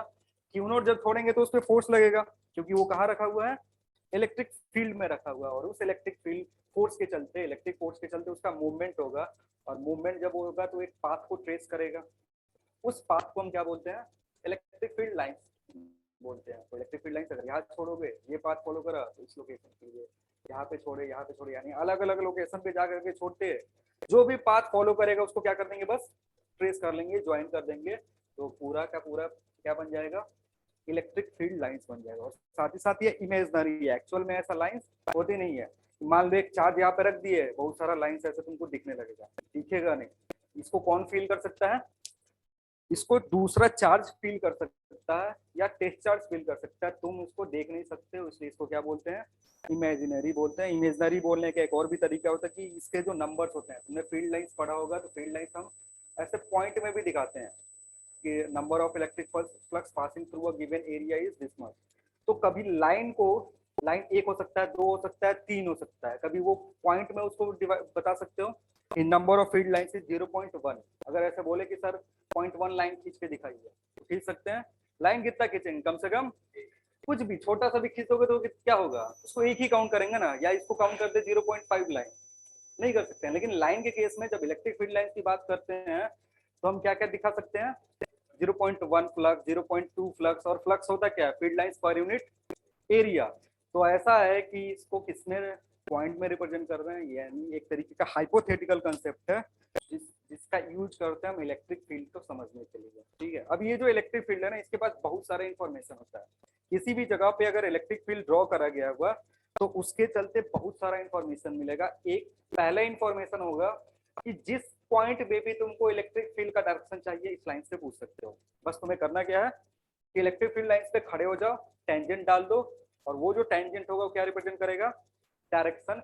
गिवन दैट ये एरो होना चाहिए। खाली लाइन ऐसे खींच दोगे, 4 लाइन ऐसा खींच दिया तो क्या ये इलेक्ट्रिक फील्ड लाइंस है, नहीं है। इलेक्ट्रिक फील्ड लाइंस में कर्व तो होगा ही, साथ ही साथ क्या होगा, एरो भी होगा। ये एरो भी इंपॉर्टेंट है, क्योंकि अगर ये एरो नहीं देगा ना, मान लो टेंजेंट खींच दी, क्योंकि इसका प्रॉपर्टी होता है कि टेंजेंट क्या देगा तुमको, इलेक्ट्रिक फील्ड का डायरेक्शन देगा एट दैट पॉइंट। तो मान लो टेंजेंट खींच दिया, बाद में परेशान रहेगा, क्योंकि टेंजेंट का कितना डायरेक्शन हो सकता है, 2। अब इन दोनों में से पॉसिबल कौन है, वो कौन बताएगा, ये एरो बताएगा। ये एरो, इसलिए इलेक्ट्रिक फील्ड का डायरेक्शन क्या होना चाहिए, ये होना चाहिए। तो एक ये प्रॉपर्टी है कि ये किसी पॉइंट पे इलेक्ट्रिक फील्ड का डायरेक्शन दे सकता है। दूसरा क्या प्रॉपर्टी है, इसका जो डेंसिटी है, फील्ड लाइंस का क्या डेंसिटी, वो डेंसिटी बताता है strength of electric field in A given location. किसी भी लोकेशन पे या किसी भी रीजन में इलेक्ट्रिक फील्ड स्ट्रेंथ किस तरीके का है, मैग्नीट्यूड नहीं बताएगा, तुम क्वालिटेटिवली उसको एनालाइज कर सकते हो। मैग्नीट्यूड नहीं बता देगा कि 10 यूनिट, 15 यूनिट, 16 यूनिट, ऐसा नहीं बता सकता, लेकिन इस कंपेरेबल डेटा बता सकता है कि इस पॉइंट पे ज्यादा होगा, इस पॉइंट पे कम होगा। वो कैसे बताता है, डेंसिटी से। जैसे अगर यहाँ पे एरिया मैं ए ले रहा हूँ, वही सेम एरिया अगर मैं यहाँ लूंगा, तो इधर से कितना फील्ड लाइंस पास कर रहा है, यहाँ से कितना फील्ड लाइंस पास कर रहा है, 1। तो यानी यहाँ पे डेंसिटी ज्यादा है। सेम एरिया हमने यहाँ लिया, दोनों से जो फील्ड लाइंस पास कर रहा है वो क्या कर रहा है, अलग अलग कर रहा है। जहां पे डेंसिटी ज्यादा होता है वहां पे इलेक्ट्रिक फील्ड इंटेंसिटी क्या होगा, ज्यादा होगा। दूसरा इंफॉर्मेशन क्या मिलेगा इससे, इससे मिलेगा डेंसिटी, ये इलेक्ट्रिक फील्ड स्ट्रेंथ का इंफॉर्मेशन। मैग्नीट्यूड नहीं बता सकते हो, इंफॉर्मेशन मिलेगा जहां पे बताता है कि density is directly proportional to what, electric field strength. जो भी डेंसिटी होगा वो स्ट्रेंथ के डायरेक्टली प्रोपोर्शनल होगा। डेंसिटी ज्यादा है, स्ट्रेंथ ज्यादा है। इसलिए चार्ज के पास जब जाते हैं तो क्या होता है, इलेक्ट्रिक फील्ड का जो डेंसिटी होता है वो क्या होता है, बढ़ जाता है। चार्ज के पास अगर ड्रॉ करेंगे, अभी के लिए नहीं, बस देख लो। चार्ज के लिए अगर देखोगे, ये पॉइंट चार्ज है तुम्हारा, इलेक्ट्रिक फील्ड लाइंस कुछ इस तरीके से होगा। अगेन ये कैसे ड्रॉ करा गया, इसके पास एक चेस्ट चार्ज छोड़ा गया, बाहर की तरफ भाग रहा है, यहाँ पे छोड़ा, बाहर की तरफ भागा, इसलिए फील्ड लाइंस कैसे ड्रॉ कर रहा है, इस तरीके का ड्रॉ कर रहा है। तो अगेन चार्ज के पास अगर ये छोटा सा एरिया लोगे कितना फील्ड लाइंस पास करेगा, 2 दिख रहा है, ये एक ये 2 पास कर रहा है। अगर यही एरिया यहाँ पे पास ड्रॉ कर रहा है तो कितना दिख रहा है, 0 दिख रहा है। अब 0 देखने के लिए मे भी तो ऐसा हो सकता है ना हमने कम ड्रॉ करा है। अब जो ये दोनों ड्रॉ करें इसका मतलब ये नहीं कि यही दोनों प्रेजेंट है, अगर यहाँ छोड़ते तो किधर भागता है, इधर भागता है। तो इस चार्ज के पास में जो डेंसिटी है वो क्या है, ज्यादा है, चार्ज से दूरी बढ़ा है तो डेंसिटी क्या हो रहा है, कम हो रहा है। तो यही तो इलेक्ट्रिक फील्ड इंटेंसिटी के साथ होता था। इलेक्ट्रिक फील्ड अगर पास में रह रहे हो, चार्ज के पास में रहोगे तो इलेक्ट्रिक फील्ड इंटेंसिटी ज्यादा होता है, और दूर जाते हैं तो इलेक्ट्रिक फील्ड इंटेंसिटी क्या होता है, कम होते जाता है। वो डेंसिटी से रिप्रेजेंट कर सकते हैं। दूसरा क्या होगा, और कुछ चीज इससे मिलता है। अब देखो, अब डायरेक्शन रिप्रेजेंट कर रहे हैं तो कुछ कुछ ऐसी प्रॉपर्टीज आती हैं कि 2 फील्ड लाइंस कभी इंटरसेक्ट नहीं कर सकते हैं। अब मेन चीज क्या है कि ये डायरेक्शन रिप्रेजेंट कर रहा है, इंटरसेक्ट करेगा तो एक लोकेशन पे कितना डायरेक्शन हो जाएगा, 2 डायरेक्शन। और अगर 2 डायरेक्शन है इलेक्ट्रिक फील्ड तक का तो ऐसा पॉसिबल कुछ है नहीं। और नेक्स्ट एक और चीज है कि ये जो फील्ड लाइंस है ये कभी लूप नहीं फॉर्म करते हैं। जो भी इलेक्ट्रिक फील्ड लाइंस चार्ज के चलते बनता है, चार्ज के चलते इलेक्ट्रिक फील्ड आया, और इस इलेक्ट्रिक फील्ड के लिए तुम क्या ड्रॉ करे, फील्ड लाइंस ड्रॉ करे, that electric field lines will never form close loop. Close loop बनता है इलेक्ट्रिक फील्ड का, लेकिन उसके लिए फिर क्या करना पड़ेगा, मैग्नेटिज्म में जाएंगे तो समझेंगे कि जो क्लोज लूप वाला इलेक्ट्रिक फील्ड है वो किससे फॉर्म हो रहा है। समझ में आ गया? तो लिखना नेक्स्ट हेडिंग उसी में, properties of electric field lines, properties of electric field lines. बहुत सारा प्रॉपर्टी है।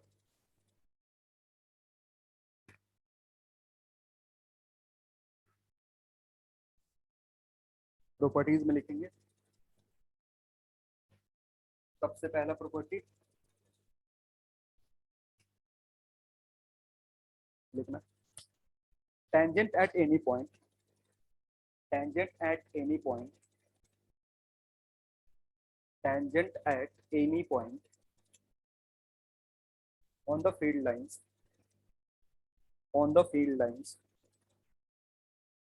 on the field lines gives direction of electric field, gives direction of electric field,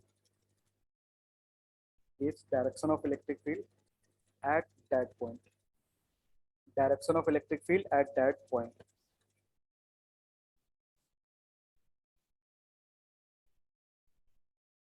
Next point, field lines can never intersect each other, field lines can never intersect each other, field lines can never intersect each other.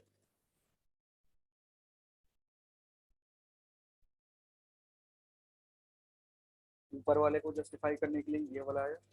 अब second third लिखेंगे, density of field lines in a given location, density of field lines in a given location is proportional to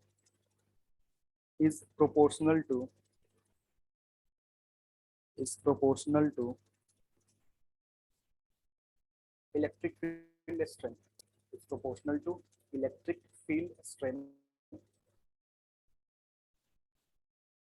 in that location, electric field strength in that location.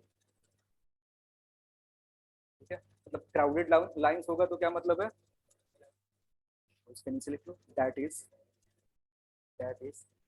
crowded field lines, crowded field lines in that location के बाद, in that location के बाद क्या है, that is para छोड़ के that is crowded field lines represent strong electric field, crowded field lines represent a strong electric field.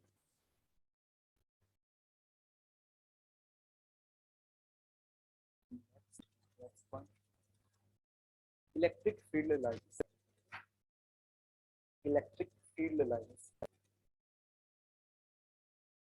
are normal, electric field lines are normal to conducting surfaces, conducting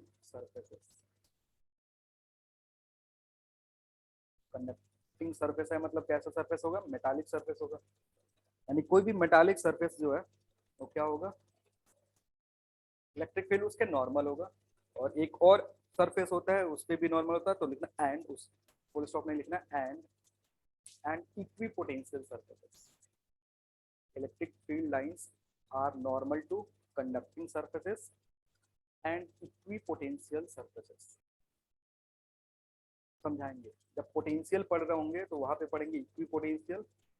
देखो equipotential समझ लो, एक ऐसा surface है जहाँ पे potential same है, मतलब अगर यहाँ पे देखो तो 10 वोल्ट, यहाँ पर भी कितना है 10 वोल्ट, यहाँ पे भी कितना है 10 वोल्ट। तो एक ऐसा सरफेस जिसको तुमने ज्वाइन करा है और हर एक पॉइंट पे जो पोटेंशियल है वो क्या है, सेम है। हर एक पॉइंट का जो पोटेंशियल है वो क्या है, सेम है। तो ऐसे सरफेस को क्या बोलते हैं, इक्विपोटेंशियल सरफेस। सेम चीज होता है कंडक्टर केस में। अगर तुम्हारे पास कोई कंडक्टर है, उसका कैसा भी शेप हो, किसी भी तरीके का शेप हो, अगर ये कंडक्टर है या फिर मेटल है, तो इस केस में क्या होगा, इस पॉइंट का, इस पॉइंट का, इस पॉइंट का, इस पॉइंट का जो पोटेंशियल होगा वो क्या होगा, सेम होगा। मान लो अगर एक पॉइंट का 10 वोल्ट है तो हर एक सरफेस पे पोटेंशियल कितना होगा, 10 वोल्ट होगा। तो इन अदर फॉर्म लिख सकते हो कि ये जो कंडक्टर सरफेस है ये एक पोटेंशियल सरफेस है। तो मे भी कंडक्टर हो भी सकता है, कंडक्टर होगा तो 100% श्योर है कि वो कैसा सरफेस होगा, इक्विपोटेंशियल होगा। और इक्विपोटेंशियल सरफेस पे जो फील्ड लाइंस होते हैं वो क्या होते हैं, परपेंडिकुलर, नॉर्मल होगा, 90 डिग्री एंगल बनाएगा। मतलब ये भी जो सरफेस है जिसको मैं इक्विपोटेंशियल सरफेस बोल रहा हूँ, और इक्विपोटेंशियल सरफेस का प्रॉपर्टी क्या है, हर पॉइंट पे पोटेंशियल सेम। तो इस पे अगर फील्ड लाइंस ड्रॉ करोगे, फील्ड लाइंस अगर इस पॉइंट पे देखोगे तो यहाँ पे देखोगे इधर की तरफ, यहाँ पे देखोगे इधर की तरफ, हमेशा जो होगा वो क्या होगा, नॉर्मल होगा, परपेंडिकुलर होगा। ठीक। और मेटल का एक और प्रॉपर्टी होता है कि इनसाइड मेटल्स या inside conductor there is no electric field lines. तो नेक्स्ट लिखोगे, नेक्स्ट लिखना, electric field lines, electric field lines are not present, electric field lines are not present